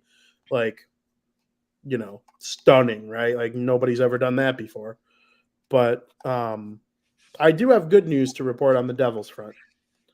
They traded, huge trade, with the San Jose Sharks to get Timo Meier. Timo Meier is, although Patrick Kane has the best career of any player that's going to be traded, here on March 1st, 2023, the best player traded was Timo Meier. He has 31 goals and 52 points in 57 games so far this year. He's the only 30-goal scorer that's probably going to be traded this season. And he's already got 30. It's not even like we're projecting him to get to 30. He literally already has 31 goals. It's a really good trade for the New Jersey Devils. What's your take? Yeah, I mean, it finally happened, right? We were talking about the two spots for him are the Devils and the Hurricanes. Massive trade. When I saw the amount of pieces part of this trade, it was unbelievable.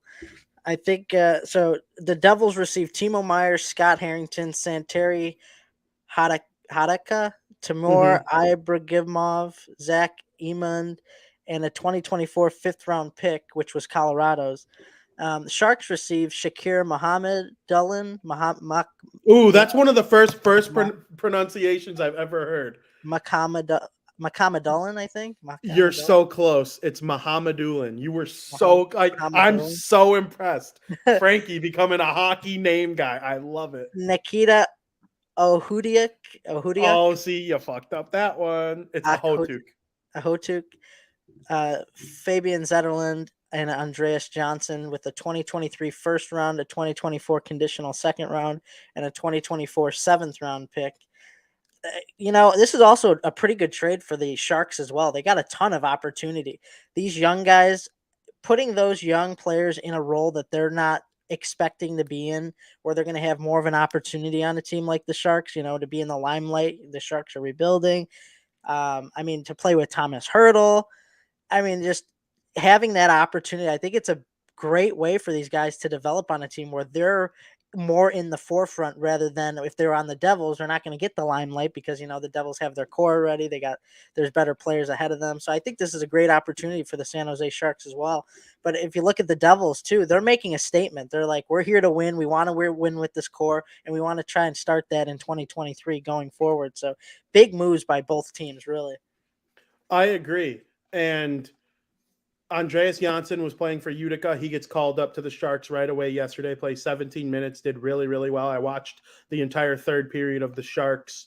I didn't get to watch the whole game, but I watched the third period of the Sharks versus Montreal last night. And, I thought Zetterlund and Johnson looked really good. Like, they each had 3 or 4 scoring chances. They each played 17 plus minutes. So really, really good. Zetterlund's playing on their top line right off the bat. And then the other guys, they'll get their chances over time. We'll see if Mohammedullin comes over. He was a first-round pick, and he's a mixed bag kind of player. He's like a riverboat gambler type defenseman. But, if he comes over from Russia ever, the Sharks are certainly going to give him an opportunity. The first-round pick in 2023 goes to the Sharks, and the second-round pick in 2024 becomes a first-round pick if the Devils win 2 rounds. And, so if that becomes a first round pick, that means the Devils won 2 rounds. That's worth it for me. If they don't win 2 rounds, it's a second round pick next year. So, I love the trade for both teams. I do think the Sharks got quantity more than quality, because I will say this. We knew Dawson Mercer, Luke Hughes, and Simon Nemec are the 3 biggest trade chips they had going into the trade deadline. Well, then Dawson Mercer scored 10 goals in his last 13 games or something like that. He's been on fire.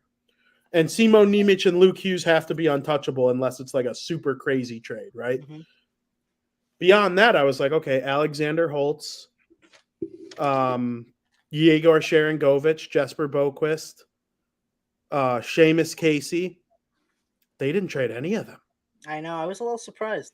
They didn't trade any of them. Their top 6 prospects are all still there after a Timo Meyer trade. If they're not the second best farm system in the NHL anymore, they're still 3rd or 4th.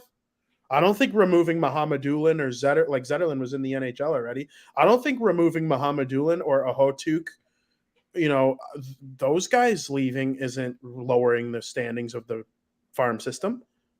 I was stunned. They didn't get rid of Alexander Holtz. I thought Holtz was a lock to go. And they didn't. And so, we talk about the Sharks getting good players. There's no doubt. I'm not going to say, because I tweeted when the details were first coming out, I said, did the San Jose Sharks get fleeced by the Devils? ? Because that's what it looked like at first.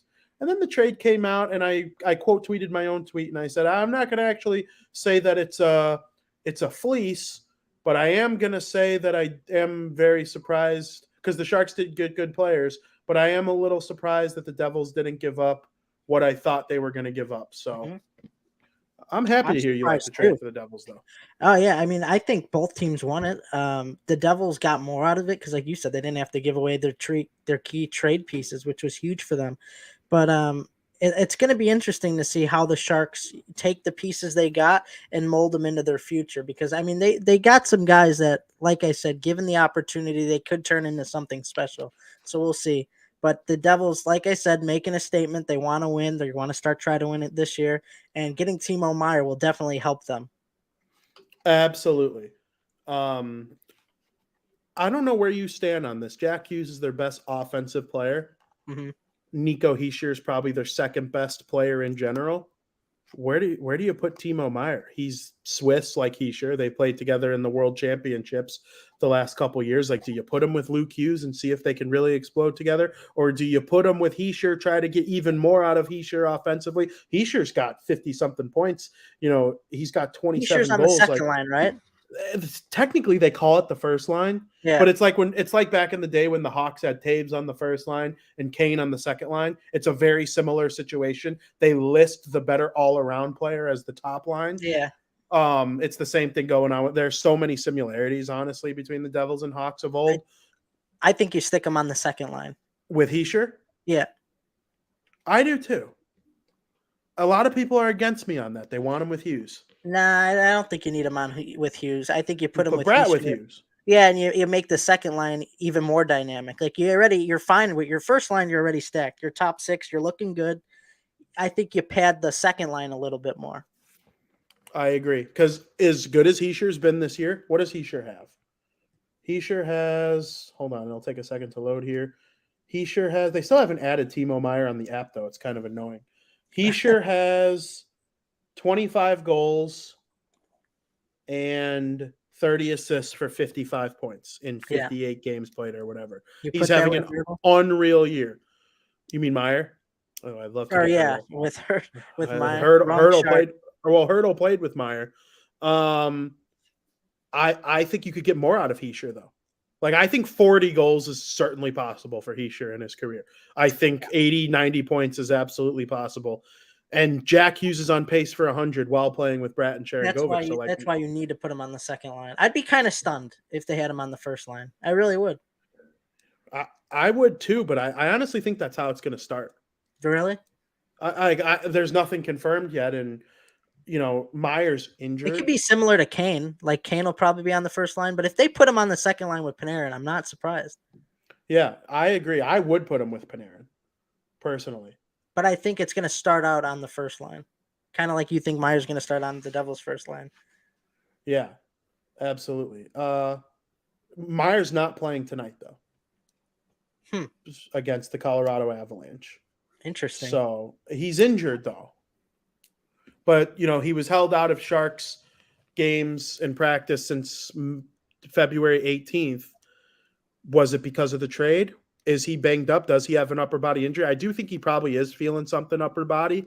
Yeah, especially if he's not playing. If it were the playoffs, though, would he be playing? Even through this upper body injury, I do think he would be. I honestly think he might have even played if he wasn't on the trade block. But the Sharks didn't want it to get progressively worse and potentially nix this deal with the Devils. So he's not going to play tonight. Him not playing tonight, though, could have to do with systems. Mm-hmm. And that's the thing people don't understand either. You don't just go to another NHL team and fit right in. You have to learn how they play. Every team plays different. There's a reason that you have like bad matchups where like certain teams aren't good against certain teams. Like the Devils are very fast and upbeat tempo offense. And I'm pretty sure they play like a zone type defense. Mm-hmm. The Sharks are like physical and like, it's just an entirely different game. I don't even know I'm not an X's and O's guy. I evaluate like players and stuff, but with the Devils, it's going to be fast. His centerman's either going to be Hischier or Hughes. I think there's really no debating that much. And I don't know. We'll see what happens, but probably Friday night against the Golden Knights is my guess. Sure. Yeah. I mean, the system shouldn't be that hard for Timo Meier to pick up. He's a good player that has a really good shot. And I would put him on the power play as the net front because he's very good at tipping pucks. And if he has to like rotate around and use his shot, I think that's a thing, something that's important for the net front guy as they cycle. This is going to be fun, though. I'm excited. Yeah, that's a big win for the Devils right there, and I mean they're hungry. They want to win a playoff series. You know, a lot of people are like myself not thinking that this is the year for the Devils because of how young they are, and they're here to prove everybody wrong. They are, and my opinion has changed a little bit since getting Meyer. Like, yeah, they're young. Hughes hasn't played in the playoffs. Bratt and he sure have. Palat's won 2 cups. Dougie Hamilton's been to the cup. Graves has been deep in the playoffs with the Rangers and Avalanche.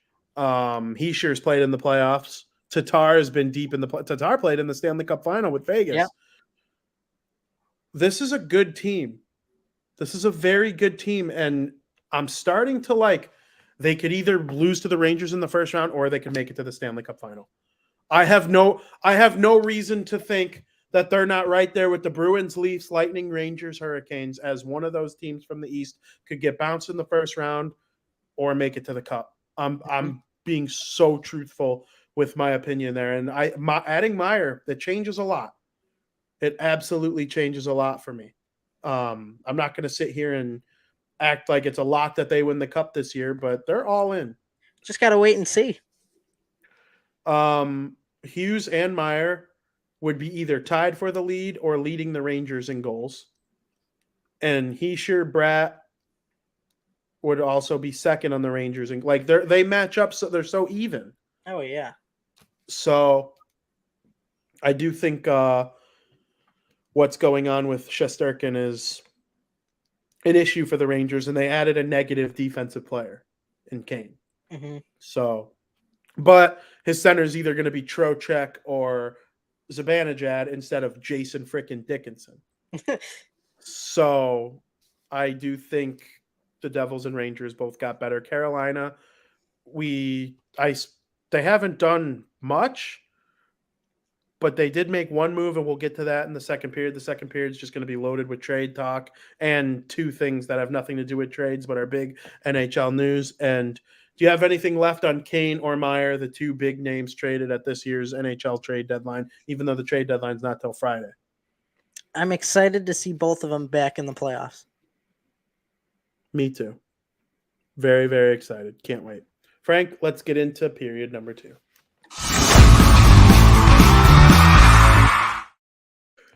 Right before the show started, we learned that the Detroit Red Wings announced an extension, 8 years, $8.7 million with Dylan Larkin.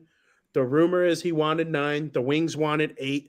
I said, why don't you go 8.5? I do think he's worth 8.5. What did he get? What was the price? 8.7. So it's 200,000 leaning Detroit or Larkin's way. I don't think you let Larkin go over 200,000. I watched that game. I've watched the last 2 that Detroit played Ottawa. It was weird. I haven't seen this in the NHL before. They played in the same building back-to-back nights against each other. It was weird. Yeah. It was weird. I've never seen that in a non-playoff series. I think I kept him at 8.5. Yeah. Okay. And are you letting Larkin go over 200K? No. Yeah, you're not. So Larkin's a great player, 80-point guy, great in the faceoff dot, outstanding center, has chemistry with Detroit, loves Michigan, hasn't left Michigan in his whole life as a home player. Yeah, if we're bargaining and I say, yeah, we could do about 8.5 million, he goes, what about 8.7? I'm like, all right, we'll do 8.7. That's what I would have said too. Like, What do you even say 8.7 is a fair bargain when he wants 9 and they want 8? Yeah. You leaned towards him, but he's your captain. I think that extra 200,000 of meeting in the middle is he's your captain, loyal, good leader, scores a shit ton, fast as fuck, young, just a great player. I think Dylan Larkin's unbelievable. And getting over 9 would have been a little much. There are very few players worth more than that. You know, is he better than Jack Hughes? No, but Jack Hughes signed before he proved anything, and the Devils got lucky. Like, if he hit the open market right now, he'd make 11. And so Larkin getting 8.7, I think that's a great deal for both. You probably agree. I agree, 100%.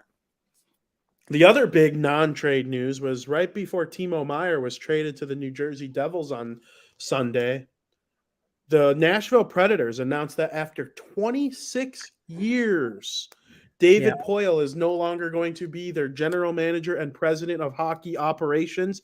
Since he has been the GM of the Nashville Predators, they have come into this league and taken a non-traditional hockey market of Nashville, Tennessee, and made it into an absolute NHL powerhouse. Are they not having the greatest year this year, contrary to our preseason predictions?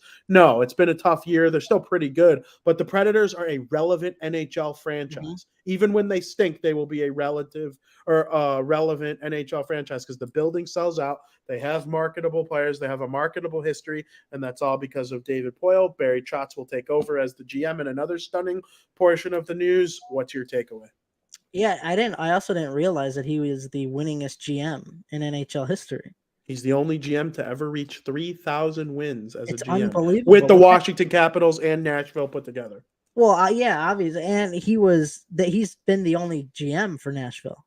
So Yes. that also, like, obviously, if you're there for 26 years, I mean, of course, you're going to probably be the most winningest GM. I mean, that franchise was on the up and coming, and I mean, they're still here. They're still here to contend, and I mean, what he's done for the organization has been remarkable. And now Barry Trotz taking over. Barry Trotz, obviously, former coach of the Nashville Predators. I think he'll know what to do, what's best for them. I mean, he's obviously been in the organization before. We'll see how his coaching translates into being in a general manager type role. But it was very shocking news to think that there's a new GM coming into the organization when there hasn't been for 26 years. I mean, that's longer than I've been on this earth. He was GM before I was born. Yeah. It's And Barry Trotz was their first coach in team history. And he recently left to go to Washington. And I think it was before the 2017 season or 2018 season. And then Trotz won the Stanley Cup in Washington. So he gained some valuable experience there. I think it's something that's going to work out for Nashville. I don't necessarily see them full on rebuilding. I see them trying to retool here. And they traded, we'll get right into this one. They traded, we'll get into both of these at the same time. We could talk about both of them. They traded Matthias Ekholm to the Edmonton Oilers, and they traded Tanner Jeannot to the Tampa Bay Lightning, and they traded Nino Niederreiter to the Winnipeg Jets. Yeah. So, Nashville's unloading their players that they can unload, and they're getting first-round picks and young players, but I don't think they stink. I don't think they're terrible, but if they fall enough and maybe win the lottery or come in second, like this Nashville's team, they're taking care of business. What's your take? We'll start with Jeannot. I know that's the big one. Jeannot, yeah, I mean, that's huge for the Tampa Bay Lightning. Obviously, the Tampa Bay Lightning want to get back to the conference finals again, win another cup. I think Jeannot's going to help that tremendously. It's a big one. It's a big loss for the Predators as well, but I kind of agree with you. I think they're going to retool here instead of rebuild. They still got some players in their organization that they could build around. And I guess that starts with trading Tanner Jeannot to the Tampa Bay Lightning. And Nino Niederreiter to the Jets, that's huge for the Winnipeg Jets. The Jets could use a little more scoring power there. Nino Niederreiter. He'll get that done. I think it's a very good move for the Winnipeg Jets, who weren't, tremendous buyers here. But I think that's a key piece that could work in their favor going into the Stanley Cup playoffs. So, good for them too. You had to make some moves. You like to see a little bit maybe of a bigger move there for the Winnipeg Jets. But, I mean, getting him, I mean, it's definitely going to help a little bit. And then perhaps I think this Ekholm trade was huge for the Oilers as well.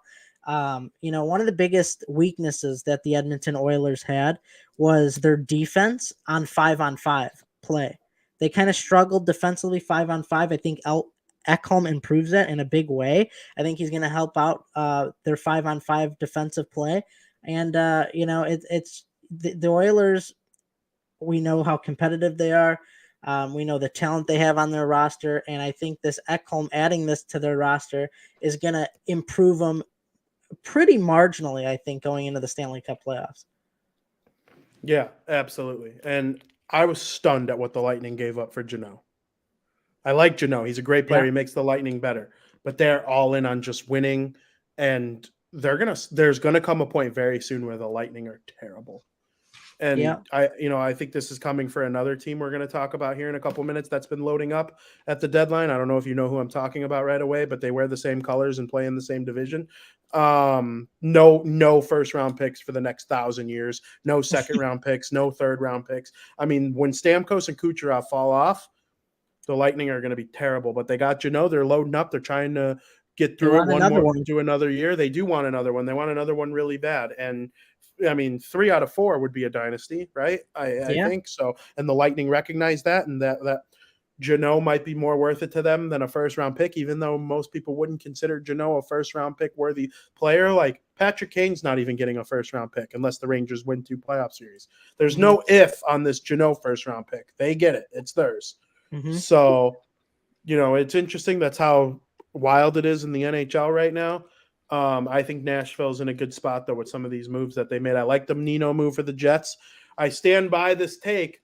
Whoever comes out of the West, they might not be as deep of a team on paper as the team in the East that comes out, but they might have less battle scars, fewer battle scars. They could be healthier. If the Oilers and Jets play a really nice, fast-paced Eastern or Western Conference final, and they meet the Devils, and Timo Meyer's banged up, and Jack Hughes is 3 playoff series deep for the first time in his career. Like that could work in the West's favor. We've seen that be the case before. I honestly think that was the case last year. I know you always say Colorado was worlds better than everybody, and Tampa Bay was on their level for me. And I think if Point was playing, I think I picked Tampa. If Point was playing, I picked Colorado if he wasn't. And, that's what could happen, though, in the West this year. Whoever's the least beat up could end up. And that's why I think the Avalanche are so scary, because if they find a way to be healthy by April, Makar's out tonight against the Devils. Rantanen's been on fire. But McKinnon's finally getting his scoring touch back. Landeskog's been out. They just got Valeri Nichushkin back. Those teams from the West, I do think adding just a little bit could go a long way in the playoffs. And Nina Ryder's a big body that can also add a little bit of trading touch. And then Ekholm to the Oilers. Yeah. What a good move for Edmonton. Big for Oilers, yeah, for sure.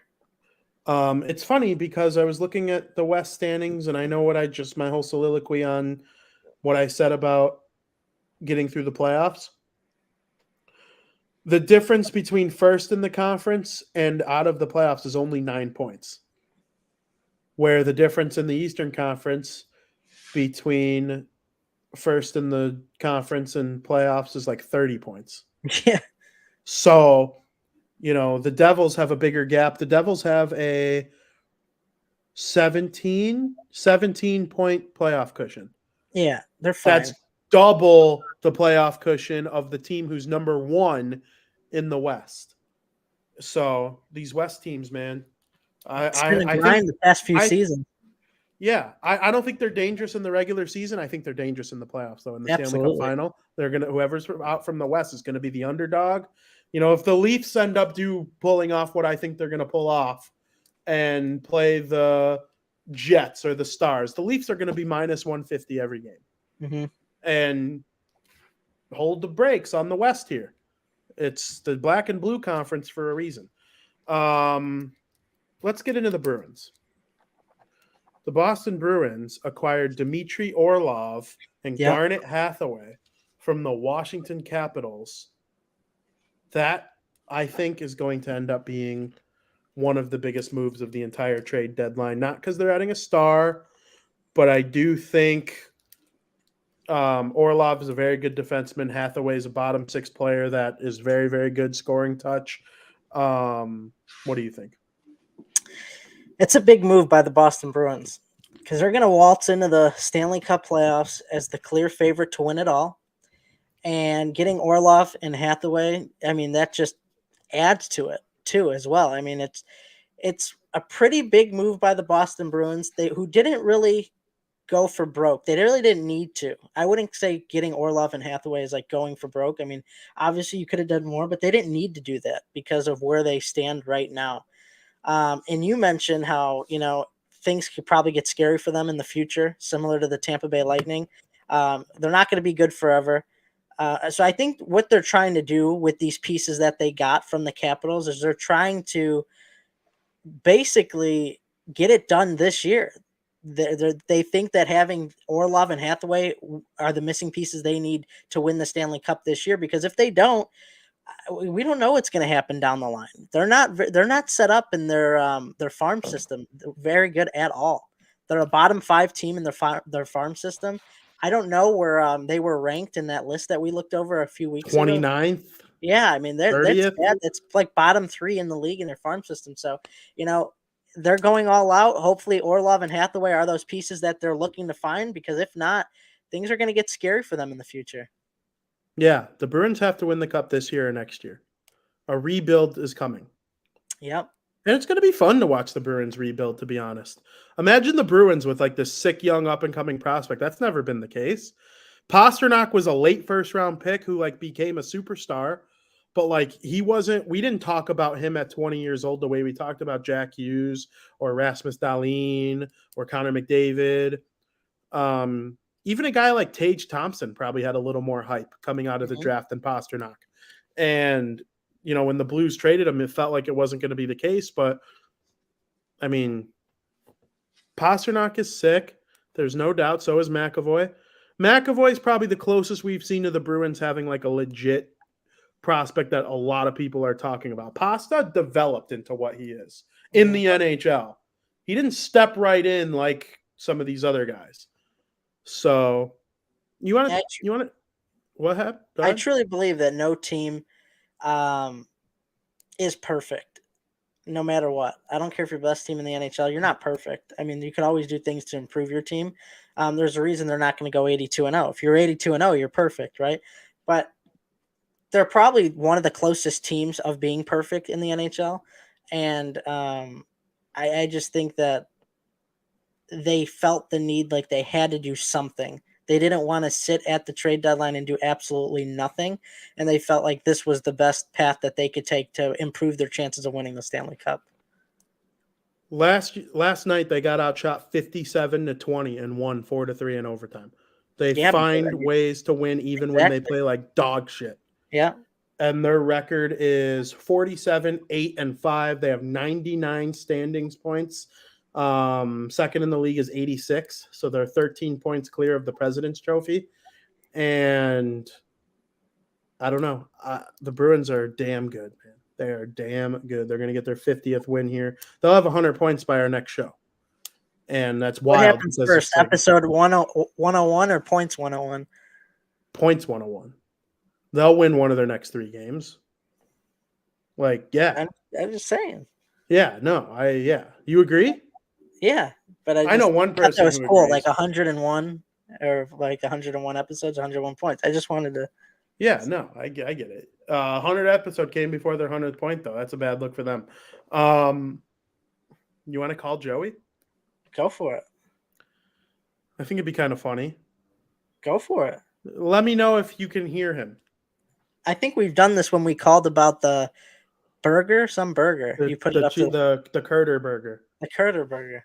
Yeah. Well, let's see what Joey Parisi has to say about the Boston Bruins. If you can't hear him, give me a thumbs down. We're waiting on the call from Joey Parisi. Hold on. Let's see if he doesn't answer. Hello, Joey. Yes. You're on BarDown talking hockey. What's going on? What's up? Hello, everybody. I wish I could see. Hey, you JP. Are one of. Frankie says, "Hey, JP." What's up, Dean? Tell him I'm sorry. My condolences. I know it's tough. I could hear him. It's tough. I mean, it's not easy for me. He probably can't hear me. But Joe, are you able to hear Frankie? No, I cannot. Okay, he said it's tough on him. He said thank you though. Yeah, I'm trying to be as nice as possible.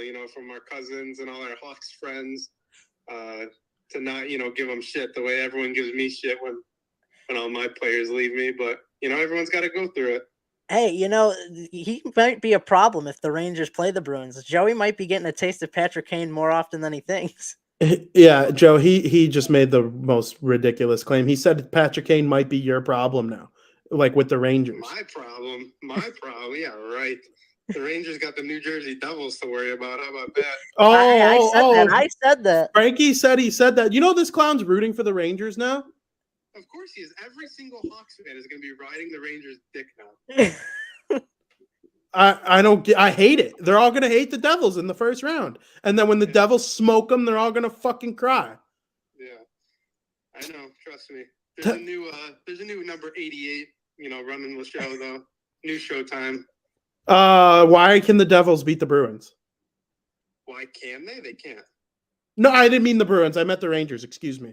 Yeah, see, I'm always on my toes. They can beat them because I don't know if they got the goaltending that can make a difference in the playoffs. I think Jack Hughes, Nico Hischier, Dougie Hamilton all of a sudden scoring. I think the depth of the Devils and, those top guys playing at their top level is just going to be just as much, too much for the Rangers to handle.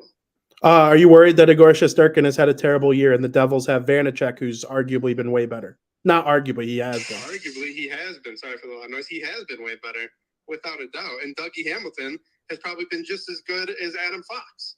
The Dougie Hamilton low-key has 17 goals. Exactly. Okay, well, now's your time. Talk shit about the rest of the league when in comparison to the Bruins. Well, yeah, it really doesn't matter who you're talking about, Devils, Rangers, whatever. The Boston Bruins are the team to beat, and I have never been so confident. Like, you thought I was confident in 2019, betting paychecks each playoff game.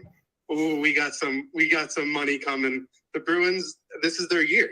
There's nothing that is telling me that this is not their year. Current 8-game winning streak, bet the bag every game.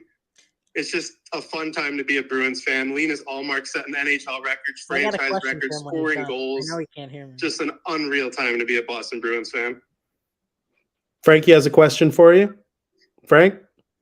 I want to know the outcome of what happened with that Allmark goal. Because he reached out to Barstool about the whole. All right, Joe. It's your time. Explain your issue that you dealt with the Linus Allmark goal on the Barstool Sportsbook, and then the resolution of said problem.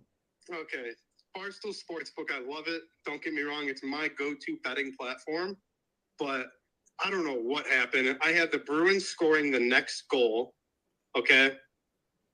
It's 2-1. I have them scoring the next goal. All of a sudden, Linus Allmark makes Bruins history, scores the first goal since Pekka Rinne, and the game ends 3-1. There's my empty net goal. They mark my next goal ticket, goal number 4, as a loss. So now I'm livid. Totally ruined the whole moment for me. So I'm like, I need my money because I want to make more bets because I'm a stupid degenerate. And I get into this whole spiel. His name was Chase. So if you're listening from Barstool, Chase, tech support, fuck you, because dude had no help whatsoever. I finally get in a different chat with someone. I forget their name. And I was like, there's no way that I'm not going to get my money. The bet won, correct? And he's like, it's being sent to our, review team or whatever. And I'm like, it did hit. I watched it. And they just had nothing to say about that. Absolute clowns. Woke up with my money, so I guess it got resolved, but completely ruined the night for me, to be honest. Are you pissed off at one David Portnoy because of it, like a residual hate? Yeah, it's a little bitter because I tweeted about it. First tweet in like 6 months and nothing. Dave Portnoy had nothing to say, so. That's funny. Garnet Hathaway. Garnet Hathaway is the most recent player in the NHL to get suspended for spitting in someone's face before it happened to Keandre Miller yesterday. I don't know. What's your takeaway on the trade? Yeah, I love the trade. A little baffled they had to give up an outright first-round pick, and the Blackhawks didn't get a first-round pick. Well, Kane said Rangers are nothing. So why would the GM of the Rangers not offer nothing? I know, but I feel like Kane kind of put the Hawks in a tough spot. Oh, he absolutely did. I wrote an article about it. Kane fucked the Hawks in a lot of ways. And the Blackhawks fans are going to respond by going, oh, Kane, go Rangers. Yeah, kind of a dick move by Kane. But anyway, Garnet Hathaway. And let's not forget Dmitry Orlov. You didn't even mention him. And it's funny, I did mention him. I was just thinking the other day about how this trade doesn't look the best because Garnet Hathaway has been very quiet. Dmitry Orlov, in my opinion, his first three games were not the best. Looks like he was trying to get into the system. He played with 3 different D partners, but right when I start thinking these things, last night, he just comes out of his shell, scores his first goal with the Bruins on the first shot of the game. He was paired up with Hampus Lindholm, so I expect to see that continue. It just wasn't working out with Grizzly, wasn't working out with McAvoy. All of a sudden, he plays with Hampus Lindholm, and boom, 2 goals, and for his first 2 goals, his Bruin ended up having a 3-point night. So love Orlov, love Hathaway. Can't wait to see more from him. Is Pasternak going to score 60? See, Spaghetti Man has been a little cold lately. A little cold. We're having cold spaghetti for the past couple of days. So I'm sure he's going to light it back up, but I'm gonna just hope for 50.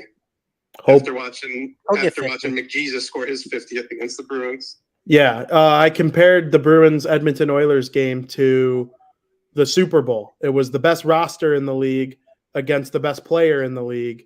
In the Super Bowl, the best player prevailed. In that game, the best team prevailed. Do you agree? Yeah, I agree completely. There's no doubt McDavid is the best player in the world. He might be I'm going to stick to that. He's like the most dominant player in his sport. He's that much better than the guy in second place, where the guy in second place in any other sport. You know what I'm trying to say? Like, the only one in his stratosphere is Ohtani, probably. Yes, but there's a better hitter. There are better hitters than Ohtani, and there are better pitchers than Ohtani. Yes. Ohtani he's unique. That's like a goalie scoring goals, like Linus Hallmark. Another Bruin, of course. Are the Bruins just that sick? Like, yes, this is their year. The bar is never going to get higher. So pray for me down the road.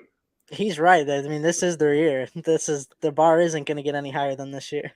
if the Devils beat the Bruins in the Eastern Conference Final, will you cheer for them in the Stanley Cup Final? Yes, most likely. There's really not a team out west that I want to see win it over them, and there's definitely not a team in the East. You know, I've seen the Lightning do it. Now that I saw Cale Makar and the Avalanche hoist it last year, it's like, yeah, it'd be cool if they repeated, but, you know, with the way the Devils have gone from, like, dog shit to third in the league, you gotta root for them. Frank, do you have anything left for Joey before we let him go? It's good to have you back on the show. He said it's good to have you back on the show. It's the 100th episode of BarDown Talking Hockey. What does this show mean to you? Yeah, it means everything. Congrats to you guys for keeping it going. You know, I'd love to be there with you, you know, every single episode of the way. But, you know, we got to take care of other things right now. And one day I'm confident we'll all be back and that you guys are going to keep it going until that day. So keep up the great work. You guys have been doing better than I ever thought without me, you know? Who's your favorite guest we've had? I really enjoyed the John Scott. I know it's a chalk answer, but John Scott just really opened up to you guys. Obviously has a podcast of his own, but hearing him just talk to you guys like you were his buddies and like telling stories about the locker room that you don't get to hear every day, that was really cool. Very cool. Joey Parisi, thank you very much for joining us. I hope the Bruins win the Stanley Cup if it's not the Devils, obviously. Yeah, so do I. Real quick. I got a breaking bets for you. Bean, this is for you. Wait, hold on. Bam, Little early breaking bets for you on the 100th episode. Tonight, the New York Rangers are playing the Philadelphia Flyers, NHL on TNT. Is Kane playing in that game? I don't believe he is. You don't believe he is? All right. Well, No, then never mind. He's playing tomorrow. I'm gonna wait to put my bet in then. The first game, I'll do it for maybe it'll be Saturday. I don't know when the Rangers play. I think it's tomorrow. He's going to play tomorrow. Okay, I know the Rangers play the Bruins on Saturday. Keep in mind, this doesn't have to be for tonight. The first game that Patrick Kane plays, bet on Artemi Panarin to score a goal in the game. It'll be like plus 200. That is guaranteed money. Artemi Panarin to score a goal in the first game that Kane plays. Okay. Do you remember Artemi Panarin's first career NHL goal? I do not. Is it against the Wild? No, it was his first goal with the Rangers was against the Devils. The puck was sent in deep, and it was supposed to be icing. The ref waved it off. Whatever Hawk defenseman it was launched it up the ice, and Patrick Kane, cherry picking, not playing defense the way he does, gets it into the offensive zone. He finds Panarin for a breakaway, and he scores a goal on one Henrik Lundqvist of the New York Rangers for his first career NHL goal. Poetry. So you are saying that goal will be repeated in a way as Tomorrow against Ottawa. Kane's debut against Ottawa at MSG, Frank? Oh yeah, it would make sense for him not to play in Philly tonight. That's a scumbag fan base as it is anyway. Yeah. I didn't know if he was playing tomorrow or today or tomorrow, but guarantee the first goal that Patrick Kane played, or the first game that Patrick Kane plays, I just can picture an Artemi one-timer. I can see a vision. If he plays, and on then the he's same going to line. point right at him like he did every single game. Yeah, whatever it is. Yeah, no, they're going to be on the like. I honestly think Fox, Panarin, Kane, Zibanejad, Kreider is a perfect power play. Yeah. You have the two guys on the half wall, Kane and Panarin, who are like elite playmakers, and you have Zibanejad in the bumper position, Kreider's a net front presence, and Fox is the quarterback. I can't think of a better power play in the NHL. The Devils are close. Bratt and Hughes on the half wall, Hamilton, Heischer, bumper, Timo Meyer for net front. That's close. I think Bergeron net bumper, Marchand, Pasternak half wall, DeBrusque net front, McAvoy is DeBrusque net front. Yes, he is. And then McAvoy quarterback. I think those are probably the three best in the NHL. I agree with you. I think Panarin probably does pot one tomorrow. And I know I said one last thing. Now I forget what I was going to ask him though, Frank. What were we talking about right before that? We were talking about Kane on the Rangers. I don't remember. It's okay. Yeah, and the value on Panarin scoring is fantastic. +2. I think it's +205 for tonight. Might go down a little bit when Kane plays, but first game that Kane's in, just do it. Thank me later and do it. Yeah, for sure. I thought about what I was going to ask you while you were talking. Would you rather the Hawks or Ducks win Bedard? For right now, probably the Hawks. But I know if they, become good and, no offense to anyone, but the Hawks fans start annoying me again, I'll regret it. But why not? Why not see it for now? That's funny. I wish Frankie rooted for a third team and he could hop on that wagon with you. No, but I know it's nice having Frankie be the Hawks guy though, because we can make fun of him now. He was able to make fun of us for so long. So, and he'll always have the cup where the Boston Bruins had one of the biggest chokes in NHL history, 17 seconds. They couldn't even stop Patrick Kane from finding Taves for Bickle. I mean, what a joke. And Rask lets it hit the post and then Bolin banks it in. Like Frankie will always have that to make fun of you about. Yeah, I guess I really will never live that one down. So I guess we're rooting for the Ducks. I mean, Troy Terry, Trevor Zegras, getting Bedard in there. That would be sick seeing him play in SoCal. Yeah, you're starting to persuade me a little bit. It's like when Gretzky played for the Kings. Like it brought hockey to SoCal. If the Ducks got Bedard and they played with Zegras, they're on NHL covers and the palm trees and hockey's cool. Like, you know how California people are just like so much cooler than everybody else? Like they wear sunglasses and have sick tans and six packs and stuff. And us here in the Midwest, we're all fat and pasty. Like imagine Bedard playing in that culture. Yeah, be wild. Real quick before I get going, I want to remind everybody that the Leafs are just wasting away picks, prospects. They're getting players that absolutely does not matter because they are not getting out of the first round. I know Frankie agrees with me. They're bolstering their lineup for no reason. It's hilarious to me. I'm so happy we have this on video. I am going to never they traded for Jake McCabe. They got Lafferty. They got Shen. They got O'Reilly, Achari. I mean, they are loading up. That's a good. You're a clown if you don't think they're going to beat the Lightning. Wow. Yeah, they're loading up so much to the point where it's like the Blues that one year. They went out and got Ryan Miller. I think it was like 2016 or something. They just loaded up. Everyone's like, oh, they're going to be so good, and then dusted. It's the exact same thing. The Toronto Maple Leafs are just overloading up to the point where they're going to be a different team and they're going to suck. Well, Kyle Dubas doesn't have a contract past June, so what the fuck does he care about their 2023 first-round pick? Exactly, which is just a scumbag way to go about business. Well, there you go. Joey's thoughts on the Toronto Maple Leafs. Joey Parisi, one of the original hosts of BarDown Talking Hockey. I can't thank you enough for coming on our show. Yes, I can't thank you enough for calling me, giving me this chance to, reconnect. And I wish I can see Frankie's beautiful face and hear what he has to say. But I know you and him are both doing a great job. And shout out Aldo for keeping this going as well. And we all know the amazing work he does for the Barroom Network. So keep it up. Absolutely. You will be a co-host on the show again one day. Yes, that is the goal. All righty, pal. Thank you for calling. All right, you guys take care. Peace. Adios.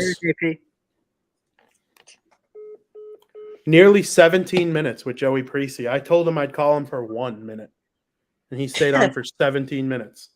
So that was nice. What a clown, though, the Leafs. We'll get right into that.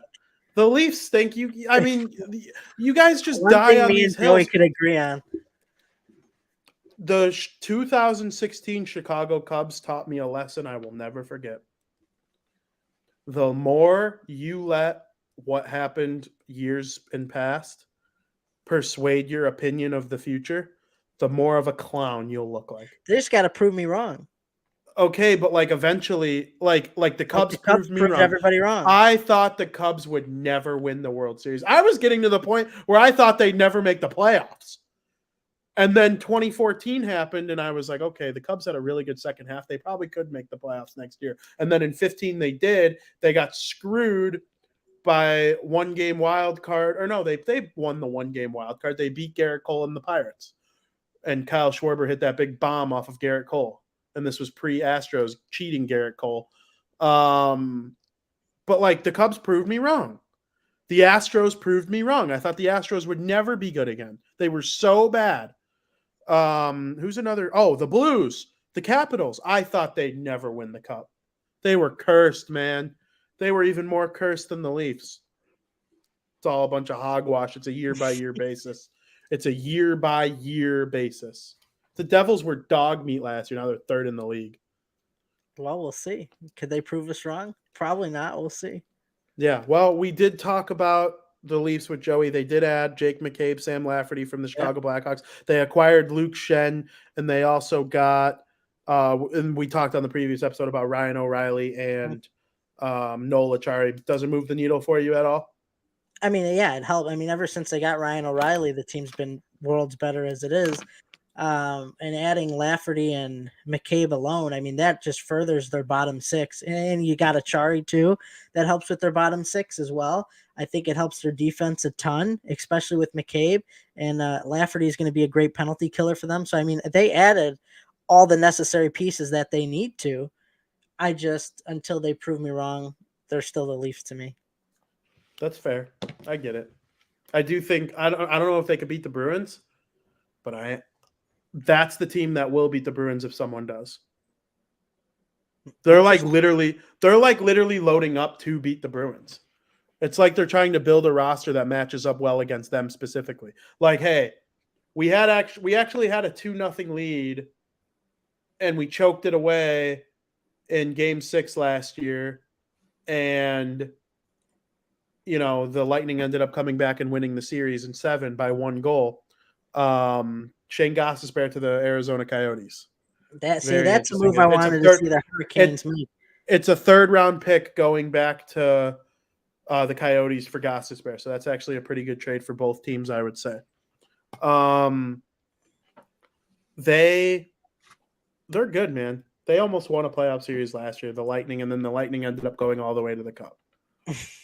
Do the Leafs have horrible luck? Have they had horrible luck? Yes. But there's no focus on Austin having 60 goals. He'll hit 40 if he's lucky. He's got 29 right now. Mm-hmm. Which it feels like it's an off goal scoring year for Austin Matthews. He has 29 goals on March 1st. That's how good of a goal scorer he is. I don't know. I don't think the Devils, Rangers, Hurricanes could beat the Bruins. I think the Leafs can. They're the only team I think that can. And I think if the Bruins do beat the Leafs, they'll win the Stanley Cup. I'm picking the winner of that series to win the Stanley Cup. Wow. That's my take. The big move yesterday night, besides Patrick Kane, it's not really a big move because he's not as prevalent of a goalie anymore, but he's a franchise icon. Jonathan Quick has been traded from the Columbus Blue Jackets or from the Los Angeles Kings. Gavrikov is going back to the Kings after weeks of being healthy scratched. He was going to go to the Rangers. The Bruins were in on him. We thought Edmonton might get him. He's going to the Kings. There are some conditional draft picks, first round, second round stuff. But Jonathan Quick, a franchise icon, traded to the Columbus Blue Jackets. I do want to point out before I get your analysis, it has come out that Quick has now requested a trade from the Columbus Blue Jackets to go be a second or third stringer on a playoff team. He has absolutely no interest in putting on a Blue Jackets jersey ever in his life. I can't say I blame him at this point. Listen, I love Columbus. I love Ohio. I want the Blue Jackets to be good. I think Ohio gets a bad rap. It's an outstanding state. It's probably in my top 10 favorite states. And I want the Blue Jackets to be good. But I don't want to see Jonathan Quick play for them. Like, he's a franchise icon for the Kings. Apparently, Kopitar and Doughty and all the veterans on the Kings, they're not happy about this move. The Kings did Quick dirty. They did him dirty. I know it's business, but they definitely did him dirty. I don't know, man. Tough. What's your takeaway? He spent 16 years with the Kings, kind of like Kane with the Hawks. And just like Kane left, it was Quick's time to go. I mean, it sucks for the fan base. It sucks for the players because he's a legend in LA. But I mean, it is weird that he went to the Columbus Blue Jackets. Like, why? Where are we going with this trade? The Blue Jackets are terrible, and you're giving up a potential. It was the first round pick they gave up. I think that's guaranteed. That's not conditional, isn't it? I'll read you the conditions of the trade. The reason they took Quick was for cap dump, so the Kings could make more trades. It had nothing to do with like adding Quick to be a better team. I know, but getting rid of a first rounder this year, wasn't it a 2023 first round pick? The Kings? Yeah. Giving that up for Gavrikov. He's a great defenseman. I know, but I mean, Kane didn't get a first rounder. But they had no choice. If Kane didn't say Rangers or nothing, they would have traded him to a different team and gotten a first. I guarantee it. It was the Devils or the Hurricanes or the Avalanche. Someone would have given up a first round pick if it wasn't Rangers or nothing. Edmonton. That's the one thing I'll say about Patrick Kane. They did not get the return Kane deserves, but it's for not any other reason other than the Hawks did right by Kane. Mm-hmm. That has nothing to do with. Still a little shocking. It's shocking, but you can't compare other trades to Kane. It was Giroux last year, too. The Avalanche were prepared to give up 2 firsts and their top prospect for Giroux. And Giroux said, nah, I want to play for the Florida Panthers. And they got nothing for him, Philly. Because every GM in the league knew it was Florida or nothing, including Florida's GM. So why would you offer more if you're that GM? And you would feel the same way if it was something benefiting your team. If you found out, let's say the Hawks are really good in 2032 and the Devils stink. Jack Hughes is 32 years old, but still putting up 80 points a season. He's got 3 cups under his belt with the Devils. And Jack Hughes says, I'm playing for the Blackhawks or no one. In what fucking world would the Devils be like, or in what world would the Blackhawks be like, here's a first round pick for Jack Hughes? No. Yeah. Gavrikov, we saw the Lightning gave up a first for Janot. I'd rather have Gavrikov. I'd rather have the good defenseman. Hold on. I have the Kings. The Kings get Vladislav Gavrikov. Vladislav Nemesnikov, Vladislav Gavrikov. It's all these V's with these Russians. Vladislav Gavrikov and Jonas Korpisalo for a first-round pick conditional, third-round pick in 2024, and Jonathan Quick. Jonathan Quick is a cap dump. The Blue Jackets are not all giddy about having Jonathan Quick on an expiring contract. It was to get a first-round pick. And then the third-round pick in 2024. Columbus gets LA's 2023 and 2024 second-round pick if the Kings miss the playoffs. The first becomes 2 seconds if they miss the playoffs. I do think it's a little bit of a worry for the Kings. It's not that much. They're 9 points clear of a playoff spot. So they're not going to miss the playoffs. It's going to be a first-round pick, right? Mm-hmm. Like, they would have to really choke to not make playoffs. But I think because the West is so wild right now, it's the wild, wild West. Columbus was okay adding that little asterisk on the first-round pick. But Korpisalo and Copley are a nice duo. I like that goaltending duo. Korpisalo's been good in Columbus, and the team stinks. On a good LA team, he'll be better. And then Gavrikov, you add Gavrikov to that Kings defense, and I think they're a cup contender in the West. They're a team that could come out of the West. I like the Kings. So, what's your thoughts on the trade? Yeah, I mean, it's just a little. It was just a little surprising seeing Quick being traded. I mean, he's probably not going to play with the Blue Jackets. He doesn't want to play with the Blue Jackets. I knew he was unhappy with it. I didn't know he requested a trade. Will he be traded? I don't know. Maybe, probably. I don't know where he would go. I'm trying to think of teams that would like use a backup. Could Colorado? The Oilers, a backup in the Edmonton? But, I mean, they don't need him. You don't need him, though. There are better backups available on the trade market, though. That's where Quick is going to run into problems. Right. Like Talbot's available. A couple of the Sharks goalie, Reimer, he's available. But most teams would probably rather those guys. But I don't know. Quick, one of the greatest Kings ever. He beat these New Jersey Devils in the Stanley Cup final and won the Conn Smythe Trophy as the most valuable player in the playoffs. One of my absolutely my saddest sports moment came at the hands of Jonathan Quick's success. And that's the ultimate compliment. He was outstanding. So I know you were a big Quick fan for a long time too. Yeah, I mean, he beat the Hawks in 2012 to go to the Stanley Cup final. Wasn't he on the Kings? Yeah. Yeah, and 14. Yeah. Both of the Kings Cups went through Chicago and a New York area team. Because they beat the Rangers in the Stanley Cup final. In 14. It's tough. It certainly is. It's a big trade, though. There are a couple other ones. I'm going to start ripping them off. Actually, there is one I want to talk about. The Caps got Sandin. Like that's a what are the Leafs doing thing. Because they added McCabe and Luke Shen, who are like veteran defensemen. I would almost rather have Sandin just because he's younger. Yeah. I think I would rather have Sandin. And the Caps gave the Leafs a first to get Sandin. They gave him the Bruins first that they got for Orlov to get Sandin.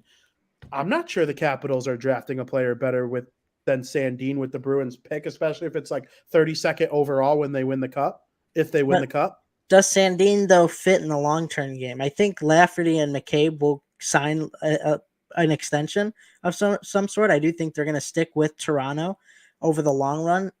And I wonder if the Leafs didn't see that in the future with Sandin. You're getting like 2 for the price of 1. Yeah, absolutely. And the Leafs, they wanted that first-round pick so they could at least be involved in the first round. Kyle Dubas has no draft picks left. Did I save a picture of that? I saved a picture of all the Hawks first. Like, this is the Hawks next 3 rounds. Like, they're loaded. Yeah. But I didn't save the Leafs one. Okay, imagine this picture, but only like 3 of them are filled. Like that's rough. out of 9 total picks, only like 3 of them are filled for the Leafs. Yeah, that's rough. So it is rough. That's probably why they did it. I don't know. We shall see, but that's an interesting one. It was one I wanted to bring up. Now I'm just going to start ripping them off, Frank. And then if there's any you want to talk about in particular, if we got into every single one, this will be a 4-hour show. We're still in the second period. I know we've had a lot of guests, and it's our 100th episode. Foster, thank you. Foster, if you want to come in and say some words about hockey, we're having an open mic type episode. We've had 7 guests on the show so far. If you want to be the 8th, tell me. I'll get you a link. Katie says Ohio better than Indiana, by the way. Couldn't agree more. Fuck Indiana, my least favorite state in the union. Wow. I hope the Colts go 0-17. I hope Indiana, Hoosiers, Purdue, and Notre Dame all go winless next year. Actually, I like Notre Dame because they're more of an Illinois team than an Indiana team, even though they play in Indiana. But F Indiana, F Purdue, hate them all. Screw the state of Indiana. The ticket I got on the way to New Jersey, I don't know if you know, I got pulled over on the way to New Jersey. $164. It was a $35 ticket, but I got like 130 something bucks in like out of state pay these fee bull. I hate Indiana. Ooh, I'd rather the Rangers win the Stanley Cup than spend another minute in that disgusting state they call Indiana. Disgusting. Nasty. If you're from Indiana, get out of here. Frank, Islanders get Engvall.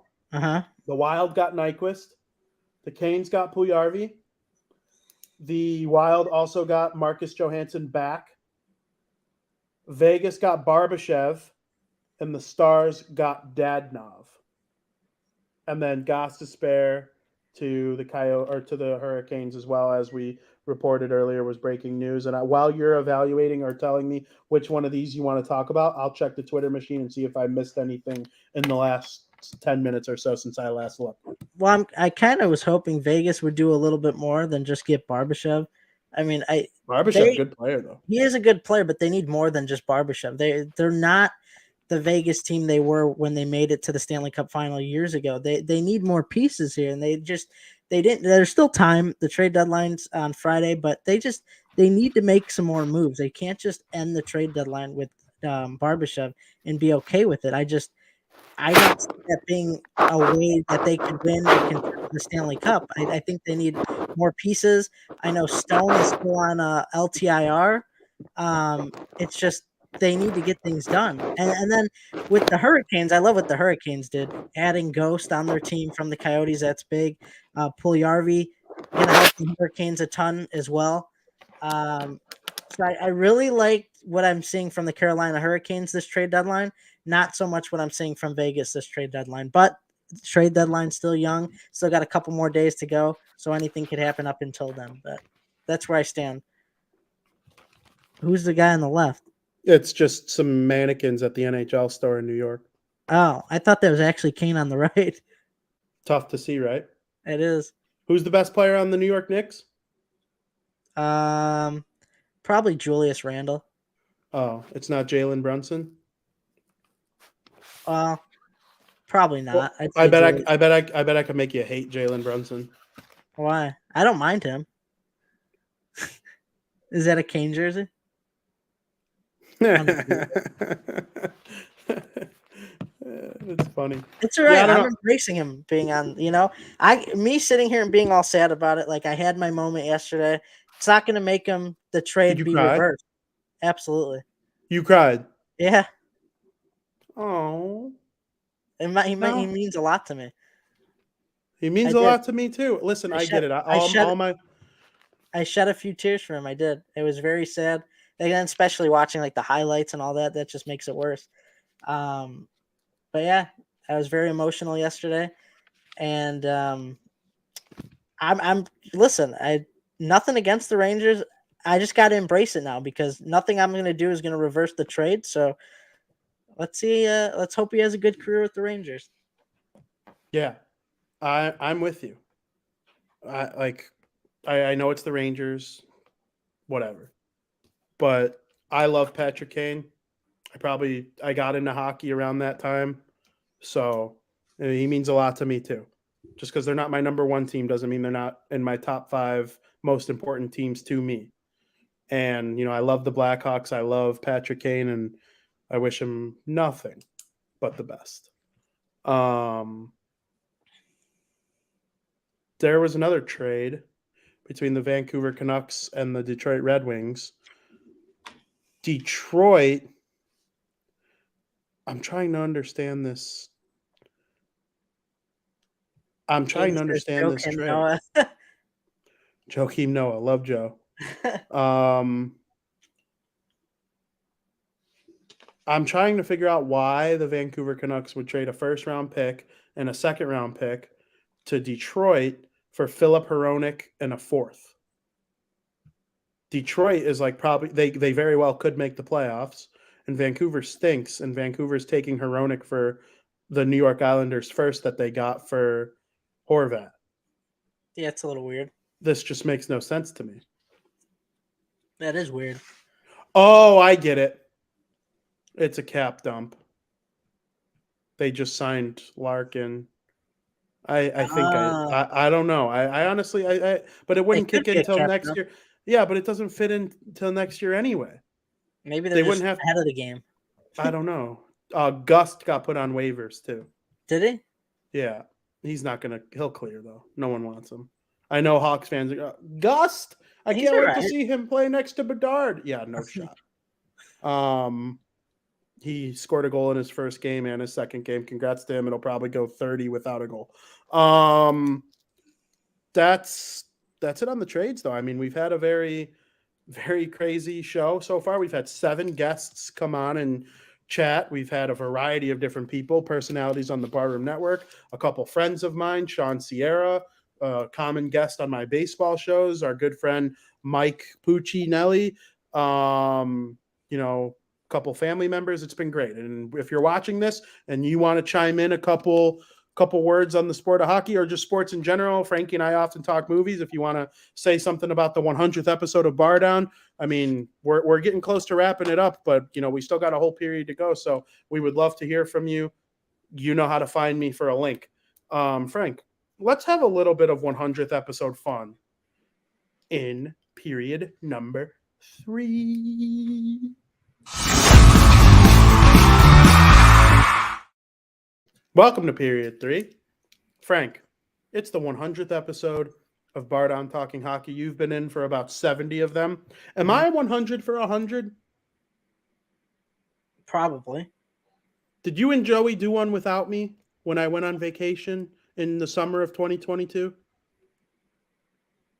When I was in Christmas Mountain, or did I do it from there? I think you did it from there. There was a time where I definitely have pre-recorded an ep of BarDown and it went live later. But I think I might be 100 for 100. I think you are. Actually. That's wild. I wonder how long I could keep that streak going. Like Dawson Mercer just broke Scott Gomez's record for most consecutive games to start a career in Devils history. 140 games. Now he's in like 142 or whatever. Most consecutive podcasts to start a career. You're starting the Iron Man streak. Yeah, this is the first podcast I've done that was mine. I've been guests, all sorts of shows on, in life. The night before my very first episode of BarDown, I went on Dan and Aldo Bare Their Souls.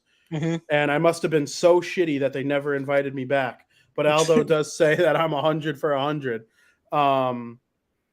But yeah, that's the story. For those who are wondering how BarDown became a thing, I love hockey. Like I love it.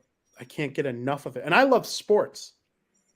But with baseball, it's like when the White Sox suck, I get so mad that I'll watch other games because I like baseball, but like it affects my, like when the Devils lose, I'm like, okay, the Devils lost. Let's watch the Oilers. I still get to see McDavid and, and they're more spread out. And I just think there's so much parity in the league. Like, yeah, do I get plenty pissed off when the Devils lose? Of course. I actually get more mad this year when they're good because last year was like, oh, the Devils lost again. Yeah, let's have pie.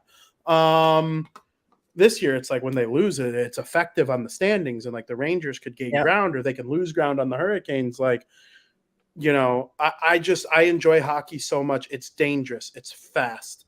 It's physical. It's literally everything you want in entertainment, and they're doing it on a 3mm size blade under their feet. They're like knife shoes, and that's what hockey is. And it meant a lot to me. And a good friend of mine, Ryan Heckman, who is my co-partner, co-editor at thewindycity.com, tagged me in a post that the great Aldo Gandia put from the Barroom Network's Twitter page and tagged me in it saying Vinny Parisi would be good for the job. Aldo was looking for a hockey show. I don't know if this is what he envisioned, it being more of an all NHL show rather than just specifically a Blackhawks show. But, we do give the Blackhawks, I would say 30% of our love on the show. And, I give a lot of love to the Devils too, because it's what I love, but that's how this show came to be. And I've been very fortunate to be a part of it. I want to do another 100 in a row here. All right, let's do it. Oh, you're in? I guess so. All right. Well, don't make me twist your arm. Frank, what was your favorite ever BarDown moment? I completely agreed with what Joey said. It was interviewing John Scott. I got to interview somebody who played for my favorite sports franchise of all time. And I got to watch John Scott play. He was so genuine with us. I did feel like we were his buddies, just hanging out with a couple of his guys, hanging out. It was truly remarkable. It was one of my favorite moments on this show for sure.